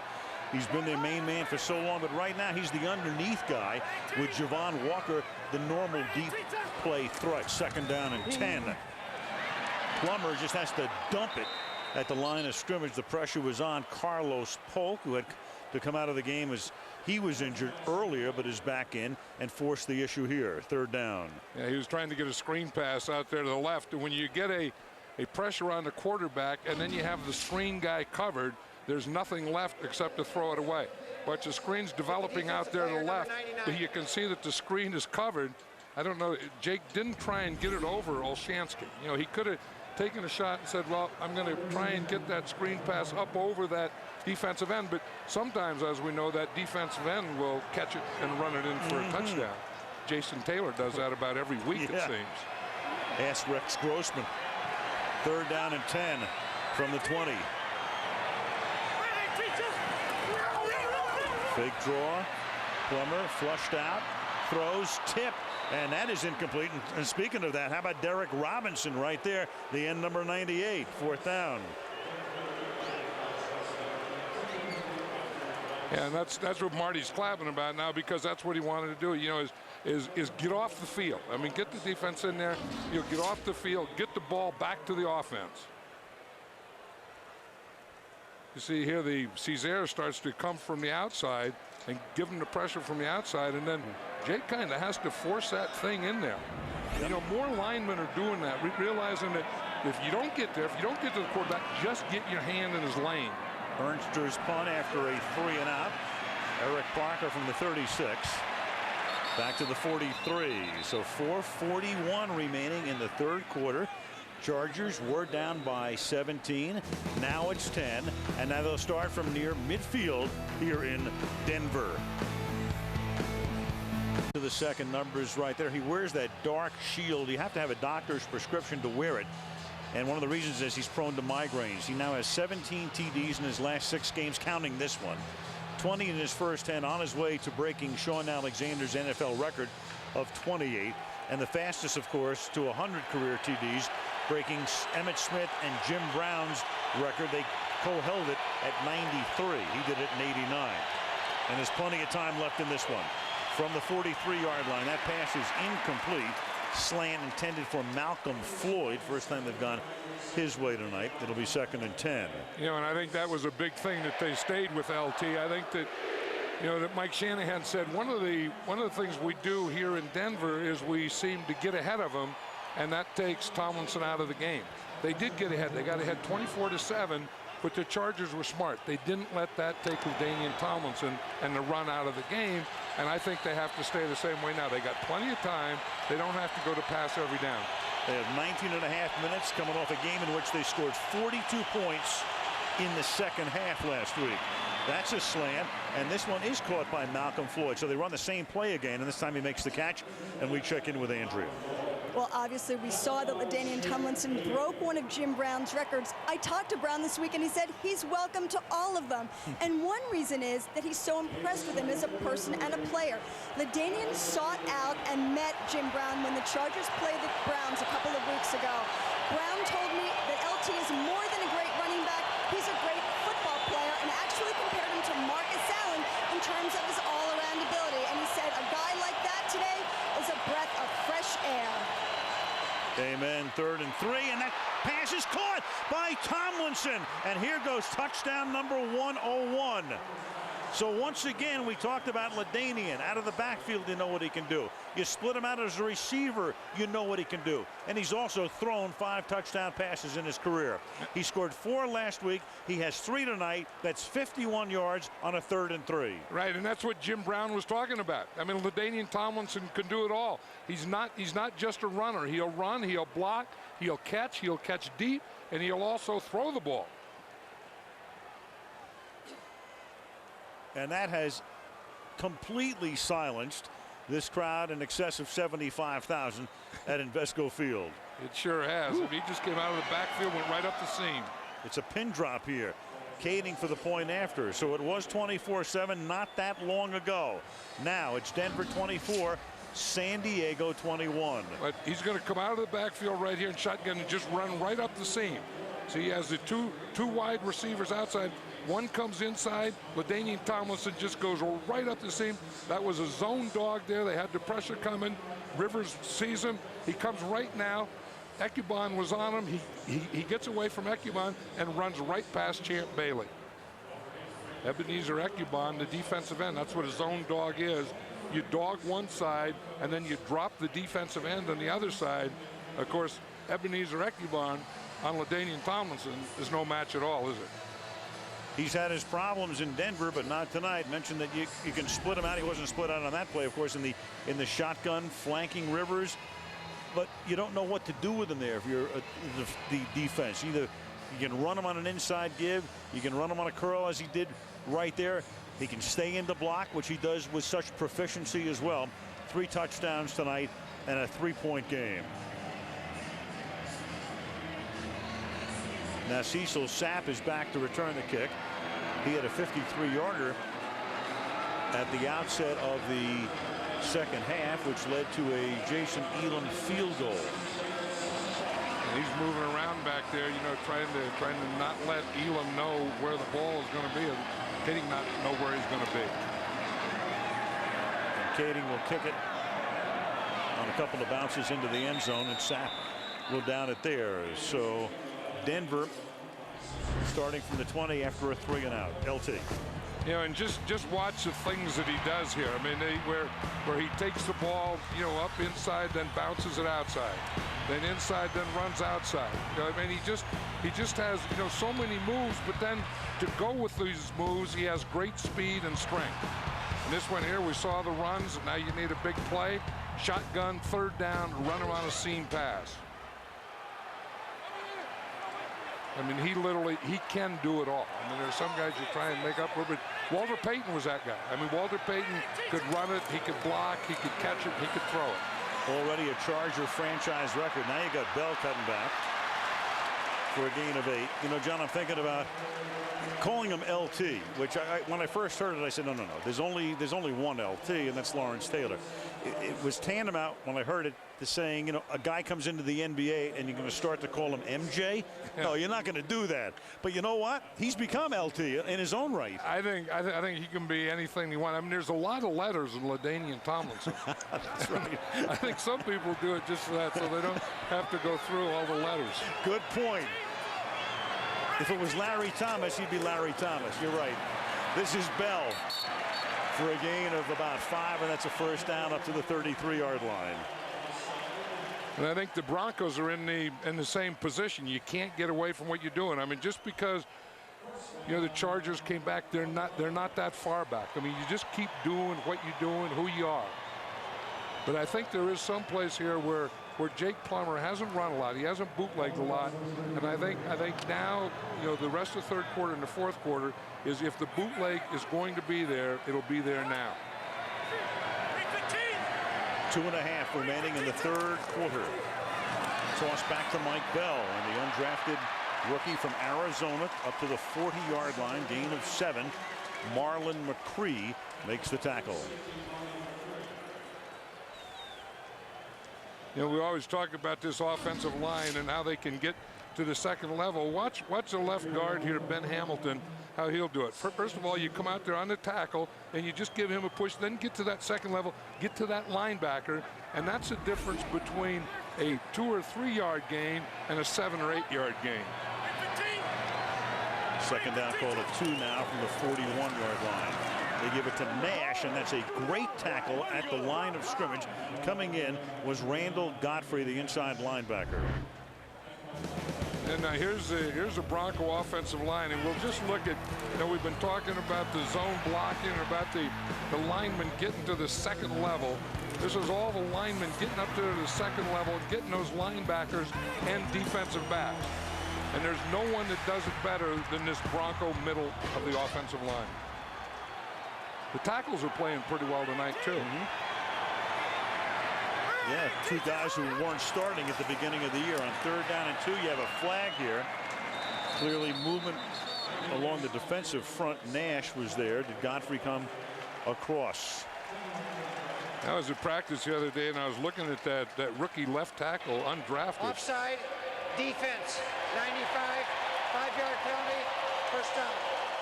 Sean Phillips. No, I was looking at 64 there, Eric Piers, and here's a guy who's 6'5", 306 pounds, and is really a good player. And you think, how can he not be drafted? I mean, how can you lose a guy 6'5" and 305 pounds?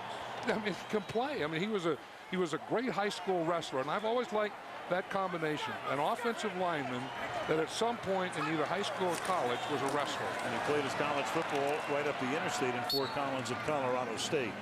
Randall Godfrey makes the tackle on Nash as we're down to the final minute of the third quarter in a battle for first place in the AFC West. I think one thing that, you know, Mike Shanahan knows, because we talked earlier about what a good play caller was. In fact, he's calling plays now without the glasses. I noticed. I mean, he's calling right off the top of his head, but he knows that 24-21 is not enough. That he's gonna have to score more points. You just can't fold the tent here with just 1 quarter left to go. Fake to Bell, then the pass to Bell, and staying right with him with the coverage is Donnie Edwards. Donnie Edwards in his 11th year now, played his college ball at UCLA, stellar early part of his career in Kansas City. And that's going to take us down to the end of the third quarter. LT, what a night.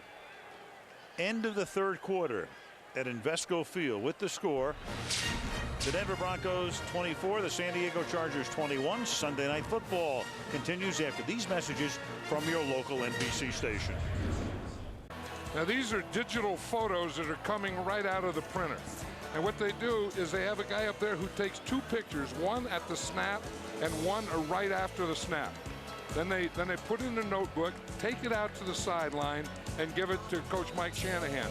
Then he's looking at it, so he's looking now to see what the Chargers were doing on defense. So he can go first down, second down, third down. He can go back all the way if he wanted to see goal line or short yardage. And here's the call on 3rd and 5, and then they only get 4. So Mike Bell takes it to the 46 on the first play of the fourth quarter. Denver, the site. Al Michaels, John Madden, Andrea Kramer, and Mike Shanahan now with a decision on a 4th and 1 at the 45-yard line. Right, and this is a big decision for Mike Shanahan. I think we've always talked about him being an aggressive play caller, and again, knowing that 3 points against this Charger offense now is not enough. But also knowing against that potent San Diego offense, you don't want to give him a short field. I think this is a quarterback sneak, but you better get Jamal Williams blocked. 4th and 1. They're going to toss it to the outside to Bell, and Bell's going to be able to get enough of a block before he gets taken down by Polk to pick up the first down. Rod Smith on the outside, and Mike Bell knew exactly what he needed and just did get there. Right, and that was a perfect call by Mike Shanahan, because I was thinking about going inside a quarterback sneak, but the Chargers had everything packed in the middle. So that's the thing to do, fake in the middle and then pitch it and get it to the outside. Rod Smith right there. I mean, once in a while, a wide receiver does have to get you a block. When it's fourth down, the wide receiver better get you a block. He engaged Drayton Florence, and that was just enough. Now to the fullback, Sapp, Cecil Sapp, to the 41-yard line. And it will be second down and 9. Yeah, when we were talking to the Bronco coaches the other day, to Mike Shanahan, he was talking about that maybe not running a lot of bootleg early, but in the second half, maybe get to it. And it looks like that time Jake Plummer handed off to the left, and he faked a bootleg out to the right. And again, I think that we're going to see some bootleg from now on. Damian Nash is the running back. David Nash and Mike Bell in and out. Second down and 8. Plummer to the outside, and that catch is made because Jammer wasn't looking. Walker makes the catch. Quentin Jammer with his back to the play, and Javon Walker is able to haul it in and move it inside the 20-yard line of the 18. Yeah, you got to give a lot of credit to Jake Plummer on that one. This is a heck of a throw. I mean, there is a guy that is covered now. I know he's your go-to guy, and you want to get him the ball. Jammer's not looking, and Javon Walker just gets a step beyond him, and Jake Plummer puts the ball right there. That was a gutsy throw by Jake Plummer. Tremendous concentration as well by Javon Walker, his third catch. And now Marty Schottenheimer may want to challenge this, either for possession or being out of bounds. San Diego is challenging the ruling on the field that the receiver stepped out of bounds. We'll review the spot. So Corolla will take a look at it, and we will when we come back. Hey. So let's take a look at this, as during the break, after Schottenheimer challenges the call, it's clear he doesn't step out beforehand. He's juggling, but he appears to establish the right foot, the left foot, and then the right foot again. The defensive back gets his hand in there, Drayton or Jammer, but he appears to be inbounds with possession. So I would say the chances of this being overturned are very minimal. There's an oddity here. The referee, Bill Carollo, overturns fewer challenges than any referee in the league. After reviewing the play, it's been determined the receiver caught the ball inbounds with both feet, and the out-of-bounds spot is the correct spot. San Diego is charged with a timeout.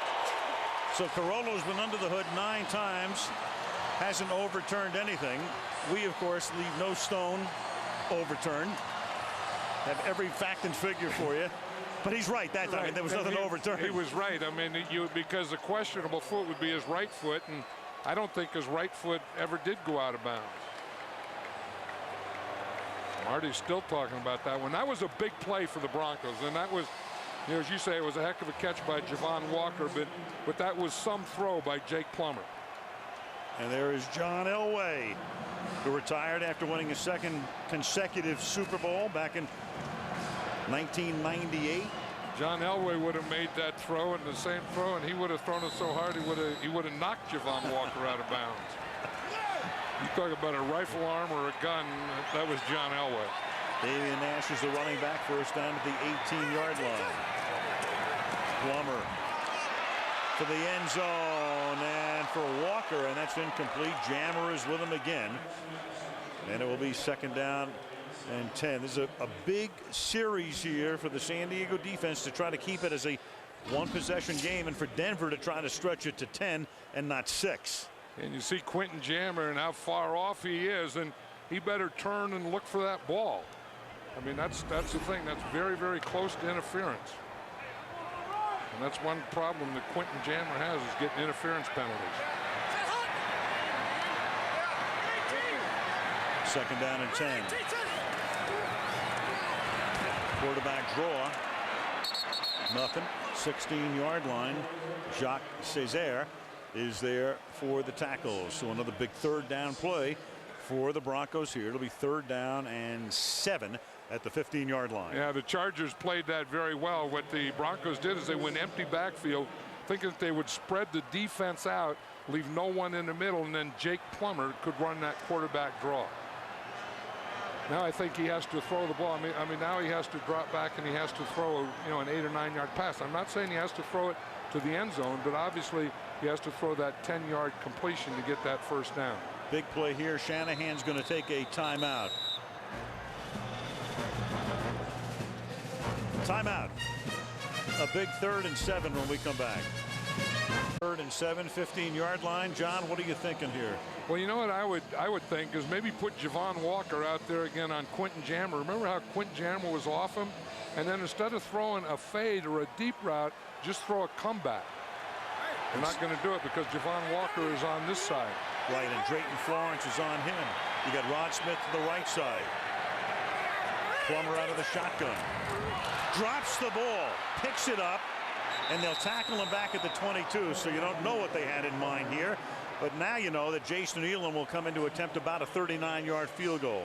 I'll tell you, of all the times to drop it, remember earlier when we had a Denver Bronco game and Mike Shanahan was saying, and he told Jake Plummer that the way a quarterback makes his money in the NFL is on 3rd down. And that's what you expect. I mean, you're going to have first down plays that are good or bad, second down plays good or bad. You have to make the 3rd down play, and that was a big one for the Broncos right there. Plummer holds for Elam. This from 38 yards. He's 1 for 1 from 42. He's now 2 for 2. So San Diego is able to stiffen, hold him to 3. Still a 1-possession game. Denver up by 6 with 11:13 to play. On it, throw it, and block for you when he needs to. He probably is as close to reminding me as anyone that I've seen in this league to Barry Sanders. Talking about number 21, another phenomenal night for him. Just keeps putting new marks in the record book. San Diego will get the ball. Michael Turner running back the kick from the 1. Gets by Perkis and then is out of bounds up near the 45-yard line. Sunday Night Football is brought to you by Nissan, inviting you to shift the way you move through the world. By Sprint, be a better fan with NFL Mobile, only from Sprint. Power up. By Best Buy, wrap up the wow this holiday season only at Best Buy. And by yellowbook.com, quick, local, reliable search online at yellowbook.com. Downtown Denver glowing in the distance. LT, at least 3 touchdowns in 4 consecutive games. That has never been done before. Inside handoff, Tomlinson over the 50. Another first down. He's over 1,000 yards for the season with that rush, as he and Tiki Barber and Frank Gore and Larry Johnson are all in a hot battle for the rushing title. 5th player in the history of the league to begin his career with 6 straight 1,000-yard rushing seasons. The other thing that he just did on that last run, Al, you don't see a lot of running backs do. He makes moves with his feet, which we know, but he also makes moves with the ball. Yeah. You don't see that a lot in this game. Michael Turner comes in. He of the gaudy 6.5-yard per carry average. Rivers sets up, fires, caught, 25-yard line, and that's Antonio Gates. They find the big tight end at the 24, and another San Diego first down. And you wonder, why haven't you been doing that all game? I mean, it seems like there's something you can do, but watch here Phillip Rivers, how he stands tall. I mean, he stands tall and he bounces. He doesn't gain ground going in that pocket, just bounces and waits and waits and waits. And why can he wait? Because he has excellent pass protection. But I like the way he stands tall in the pocket. Tomlinson back in, out of the shotgun. From the 24, swinging to the outside. That's caught by Antonio Gates. Hey, a couple of guys that must love this. Dan Fouts and John Hadel, probably the 2 greatest quarterbacks in the history of the Charger franchise. And don't forget their original quarterback was Jack Kemp. right? And you always kind of associate with those guys and the passing and the, you know, Air Coryell and the pass offense and Fouts and, of course, Hadel with Sid Gilman and kind of coming back to those days for the Chargers. And then when they wear those powder blue uniforms, man, that is it. Air Marty, 2nd and 4 from the 18. Tomlinson tries to spin around, nothing happening. Stopped at the 17, 8:45 to go, and upcoming a 3rd and 3 for the Chargers. Now they ought to just take a game and just make all the different moves that LaDainian Tomlinson makes in a game. I mean, there's a new one right there, a spinner. And we know, you know, about his straight arm. We know about his jump cuts, and that one we caught him on a spinner. But this is a big 3rd down now. Crowd stopping. They built in some give, just like the old stadium. That's why the camera shakes. 3rd and 3. I think they can still get the ball to Gates. Rivers. Yep. 1st down, 1st and goal. Lynch makes the tackle. So they did not go to Gates at all for almost half the game. Now they've gone to him 5 times. He's their leading receiver. You know, and that's probably one of the things that they talked about at halftime, too. And in fact, I think Marty told Andrea that, you know, we have to get the ball to Antonio Gates, and you just know that. So then you put in ways, you put in different things, and, you know, you look and see how they're playing their nickel.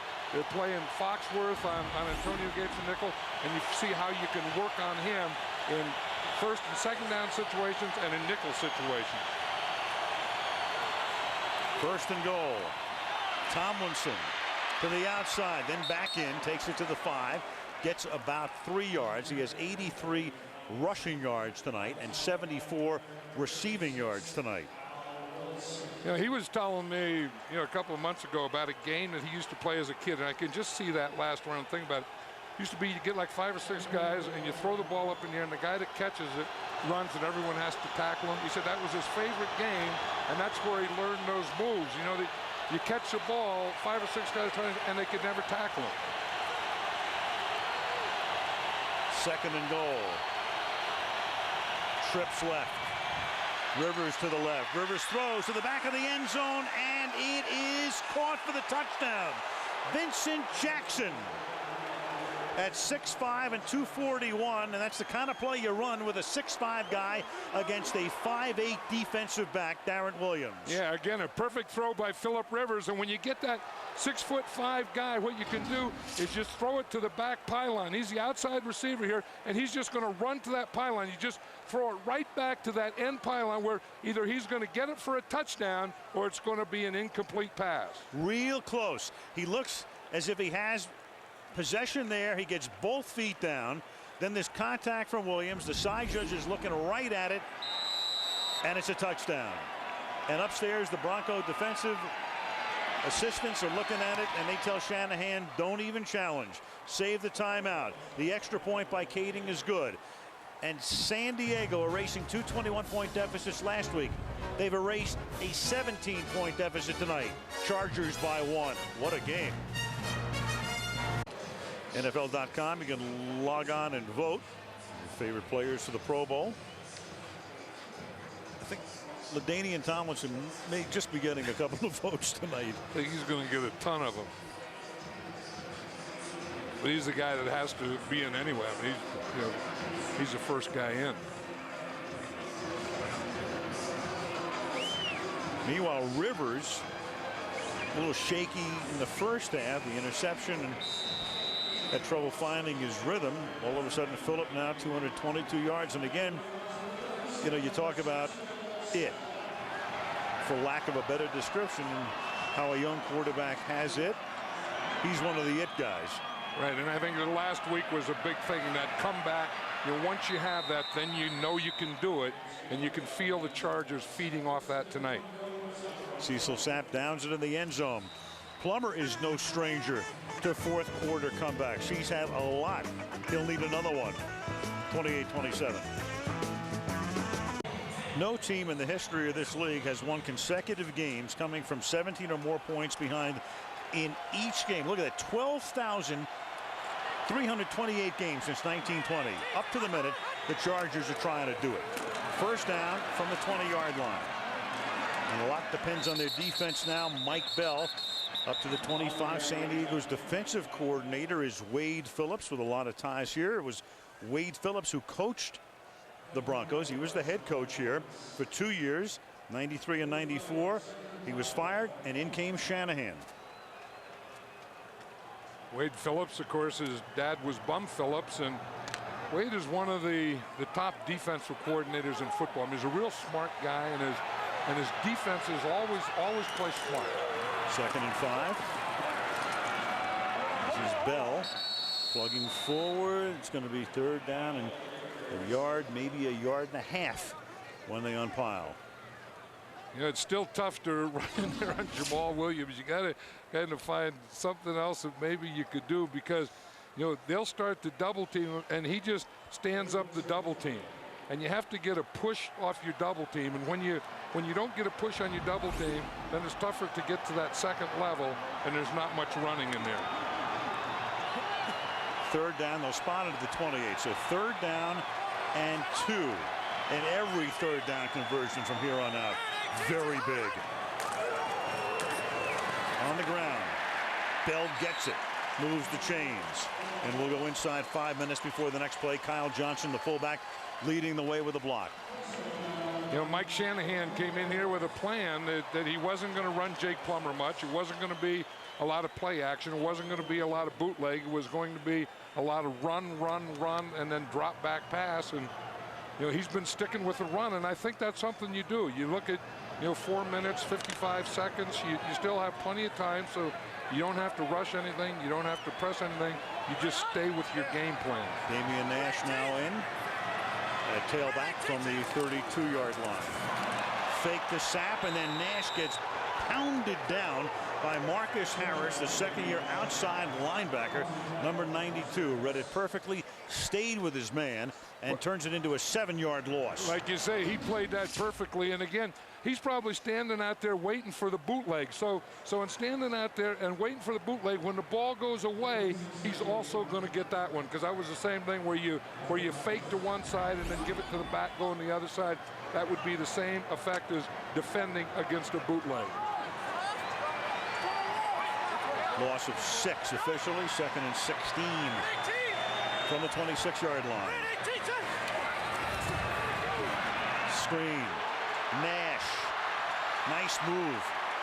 Up to the 37-yard line. Spun inside Drayton Florence to make it 3rd and manageable that time. 3rd down and 4 after a 12-yard gain. And that was a perfect call against that defense. You're going to see a blitz coming from that side, from the left side of the Broncos offense. It's going to be coming from this side, and they throw the screen to the side of the blitz. So he just invites those pressure guys, gets a screen out there, and then he gets a big chunk of yardage. Like you said, and that puts him in 3rd and manageable, and now he has to manage it. 3rd and a big manageable 4. Big play here at the 38-yard line. From the 38, Plummer retreats. To the outside he goes, and Marshall is there. Can he one-hand it? No.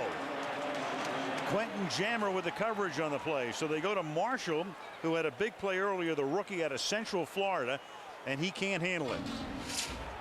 You know, and you'd think in that situation that they'd be going to Javon Walker. This isn't a bad thing, though, because Marshall is open.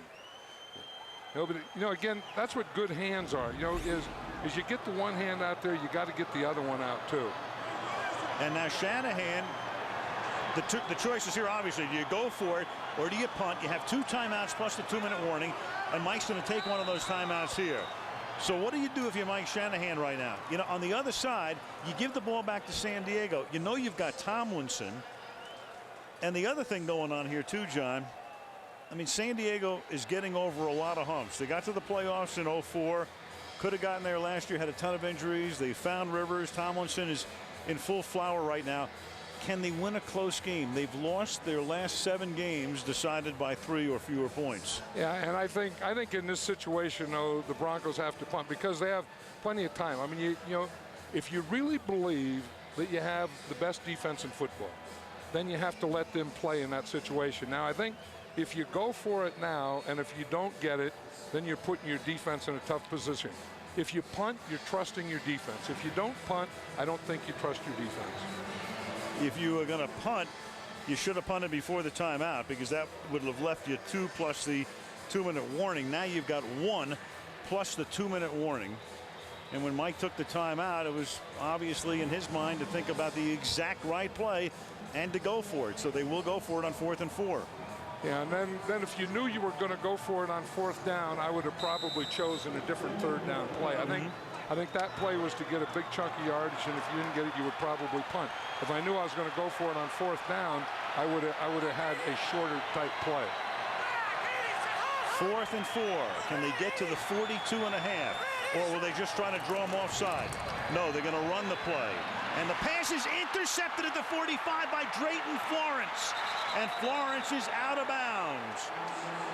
So Drayton Florence picks it off and runs it back inside the 25-yard line. That is actually not much worse than had they given up on downs. But right now, San Diego in field goal range, trying to make it at least a 4-point game. Yeah, he was trying to get the ball to Rod Smith, and Dayton Florence was out there. He was just playing zone, but the thing that he did well in that zone, he got a good bump on Rod Smith, and then he threw Rod Smith's route out, and then he just backed up a little, and Jake Plummer threw it right to him. So at the 23 now, you have 3:03 left in regulation. The Broncos have 1 timeout and the 2-minute warning. And of course, the big man right now is number 21 out of the backfield, because he can eat the clock and eat the yardage. And he starts by getting to the 18-yard line, and Denver will use its timeout here. So that's it. San Diego will run another play, and then they'll, in all likelihood, have to run 1 more play before the clock stops at the 2-minute warning. And Schottenheimer and Cameron going over that part of the strategy right now. Cam Cameron was telling us last night that Marty Schottenheimer will say things to him, but Marty also says to Cam Cameron, you don't have to listen to me. He said, if I say something and you don't want to listen, don't listen, because you're the play caller. I think you have to do that as a head coach. Standings, the winner goes to 8-2, loser to 7-3, with KC at 6-4. And John, you know it's a big situation when Marty puts the headset on, right? Yeah, right, because he wants to hear, and not only hear, he wants input. But like Cameron said, he doesn't have to listen, and I don't know if he listened to Marty then or not, because he's been calling a good game. Cam Cameron, the offensive coordinator tonight, I think has called an excellent game, especially in the second half. I mean, getting down, and staying steady and staying with your plan. 2nd down and 5 from the 18-yard line. Tomlinson. And they're going to not wrap him up. He's going to get the 1st down. And finally, he is out of bounds at the 5-yard line. And that will stop the clock with 2:45. And that gives Denver its only chance really to stay in the game, because the clock stops here.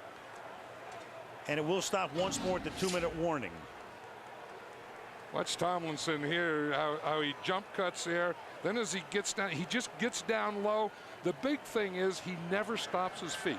His feet are always going.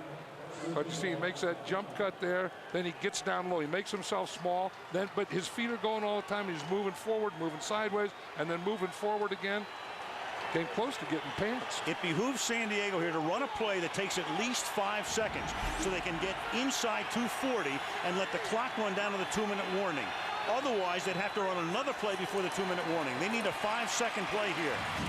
And Tomlinson might make it moot. He takes the ball inside the 1. So the play clock right now is 37. So the play clock is 1 second beyond the game clock. So San Diego can now take it to the 2-minute warning, and that'll be the last stoppage of the clock. Right, I was just going to say, as they take it down there, which they did take it down there, they almost got a touchdown out of it. Yep. But they took that play took 6 seconds before it was reset. So once they got to 2:39, they didn't have to run another play. Of course, it's all going to be moot if he gets into the end zone anyway. But then again, I don't want to say that, because you score, you kick the extra point. It's still a 1-possession game, and Denver's going to get the ball. ain't over. Tain't over, McGee. 28-27. Great game. LaDainian Tomlinson, fastest to 100 in history. Pass is caught, and here goes touchdown number 101. He is something special. What's up? Coming up, rock star of the game highlights and interviews. Look back at this one right now with 2 minutes to go. Even if San Diego scores and with a conversion, it's a one-possession game. If you're Denver, you're between a rock and a hard place right now. I mean, in a way, you might as well just let them get into the end zone. You have no timeouts. Take all the time you can when you get the ball back. Otherwise, I mean, if San Diego, let's say, ran a couple of kneel downs, that's going to leave Denver with no time. Yeah, San Diego would better to run kneel down than to score, because I agree with you. I mean, I hate to say it. I hate to agree with it. But Denver should let San Diego score here. And here's Rivers. That's half a kneel down. Yeah, I don't think he wanted to score. He's like creeping. He's creeping in. So they can't run the clock out. It's 3rd down. The one thing you do want to do is get into the end zone.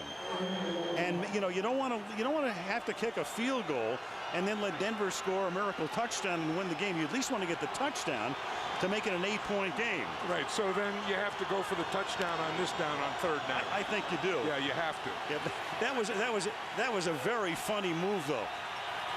I agreed with that one, but you have to go for touchdown Tomlinson. Here. In he goes, and that is 4 for LaDainian Tomlinson. 4 last week, 4 this week.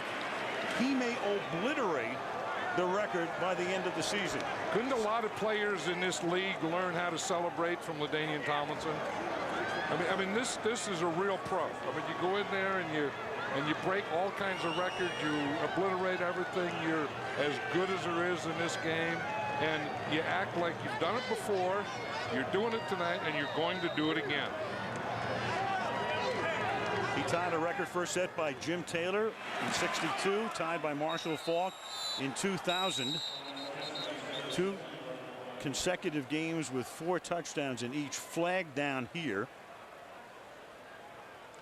I go back to that 4th down play, Al, when Denver went for it. I don't think Mike Shanahan trusted his defense. Either that or he respects the heck out of the San Diego offense. You've got a personal foul against Denver, which means the kickoff will come from the 45-yard line. Which usually also means frustration. Unnecessary roughness, number 52. It's a 15-yard penalty. The point is good. We'll enforce it on the kickoff. Another flag. Yeah, that flag was on Ian Gold. No, then just throw another one.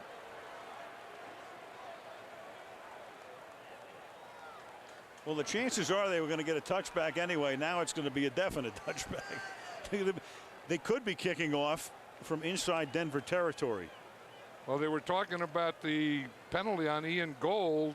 Then the other official threw another flag. Unsportsmanlike conduct, number 27, against an official. It's a 15-yard penalty. The ball will be placed 30 yards from the kickoff. The ball will be placed at the 40-yard line. That was Darren Williams, who at one point looked like he would be one of the heroes tonight with that interception run back. No, those are 2 frustration penalties. And they come here, and then things start going. San Diego started having their way. They go again. See, there's Darren Williams. There's going to be the one on him. You can't do that. And Ferguson should be out of there too. I mean, both of them ought to get away. Meanwhile, here is LaDainian Tomlinson, who has visited the end zone on occasion. Little toss to the umpire.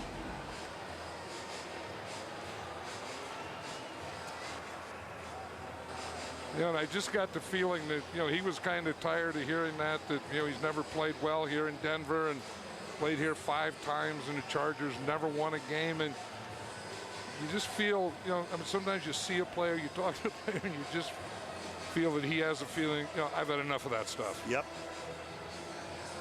22 touchdowns. San Diego has scored a TD on each of their last 4 possessions. 42 points in the second half last week. 28 tonight. Tomlinson, I mean, the season is 10 games old. That's 22 touchdowns. He's only 6 behind Alexander. He would only need a touchdown a game to tie Alexander's touchdown mark. You know, and the offensive line has a big part of that too. And I know when we were talking to Cam Cameron about that, he said, you know, early, he said, when I had Phillip Rivers and we were, you know, trying to manage him and have him manage the game, keep the wraps on him, he said a lot of people forgot that I also had a rookie left tackle in Marcus McNeil. And that's the toughest offensive line position to play. He said, so I had to find out about this guy. Do we have to help him in pass protection? Do we have to do anything? And then we found out we don't have to help this guy. That this guy, in fact, he said, this is the best left tackle that he's had since he's been there. Watch him here. I mean, this is the way he plays. I mean, he's a big guy. He's 6'8". He's strong. He's 330 pounds, and he is a tough guy. Mm-hmm.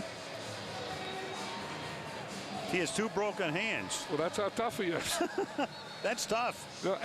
And you know, in football today and in pass protection, I mean, using your hands and getting your hands on a guy is such a big thing. To have 1 broken hand is tough. To have 2 of them, you know, it's almost impossible because you just have to just say, the heck with it. I'm not even going to worry about it. I'm not even going to think about it.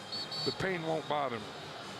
Talking about that, now the Chargers are thinking what kind of kickoff they should do here. Yep.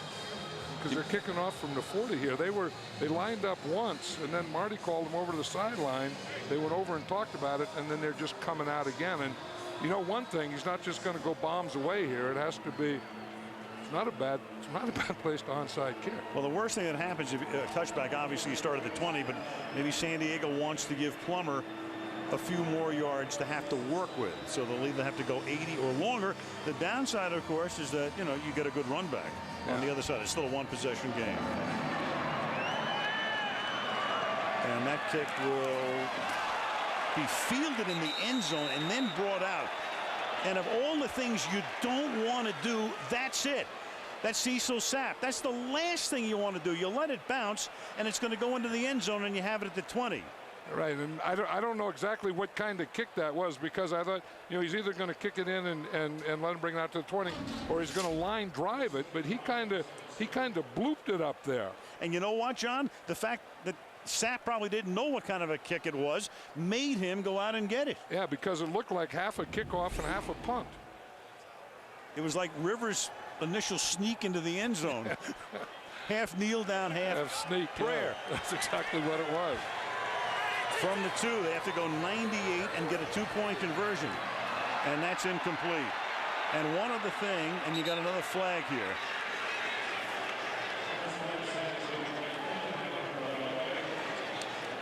But anyway, getting back to that Charger offense, and we know Phillip Rivers is a big part of it. Illegal touching of a pass, number 50, offense, half the distance to the goal. Repeat, first down. Ben Hamilton. No, and new guys, but Marcus McNeil is also a big part of that. You know, John, one thing we haven't even touched on tonight, because the game has been so compelling By number 50 and back and forth, second down, is just to go back for a second with San Diego. They get Rivers. Remember, Manning's not going to go there. They effect the trade with the Giants.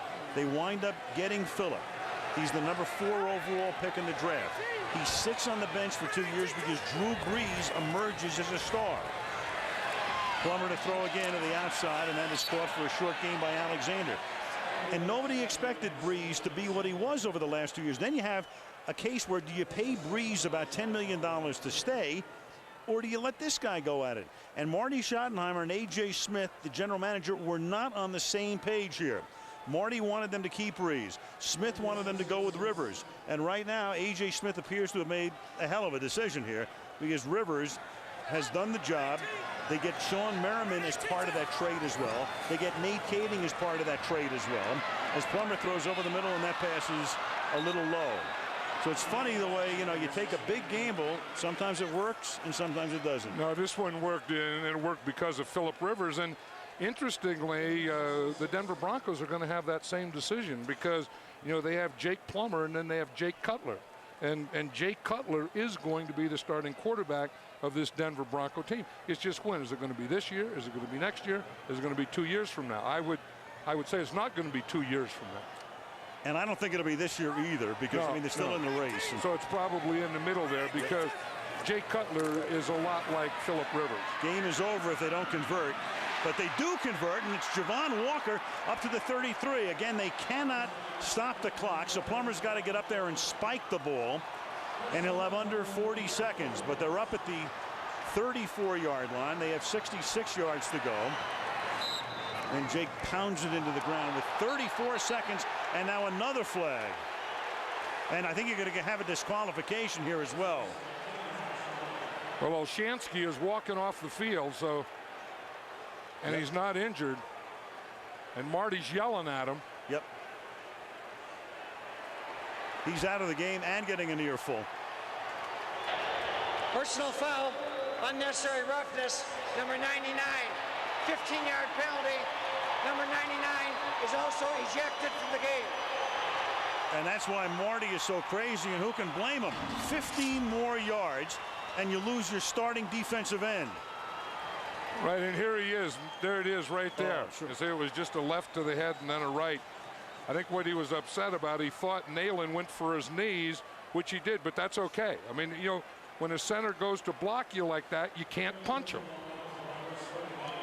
I mean, that was a stupid thing for Olshansky to do, and I think he's hearing about it right now. And now you have 51 yards to go. Denver has it at the 49, so they convert on 4th down from inside their 10. They convert, they get the penalty, and now they're 51 yards away. Plummer stepping up, throws, caught, Smith. He's down at the 37. Denver regrouping. That's a first down. 25, 24, and now you have another flag at the end of that play. So the clock momentarily stopped with 24 seconds. Delay a game, defense, number 29. 5-yard penalty, first down. Contending Drayton Florence did not give the offensive player the opportunity to get up. In other words, he was staying on him too long, not enabling him to get up, and thus he's flagged for that. And the big part of that penalty is stop the clock. So now the Broncos can call a good play. They have time to regroup, you know, and get that play. And I would think they have to think of some way to get the ball to Javon Walker. And now they're at the 32-yard line. They've got Smith in the slot left. They've got Walker wide to the left.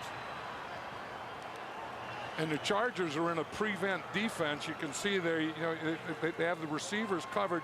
Plus they have 3 deep about 20 yards. So they're not going to let him get the quick, easy strike. Now you got the officials are still discussing the situation, enabling Plummer to go over for consultation and a drink. That was a long time out. Yeah, I'm trying to figure out what that was all about because Carolla was still going over things with the officials. There was no official timeout. It's 1st and 5. The ball is at the 32-yard line. Plummer moving to his left, taken down, loses the ball.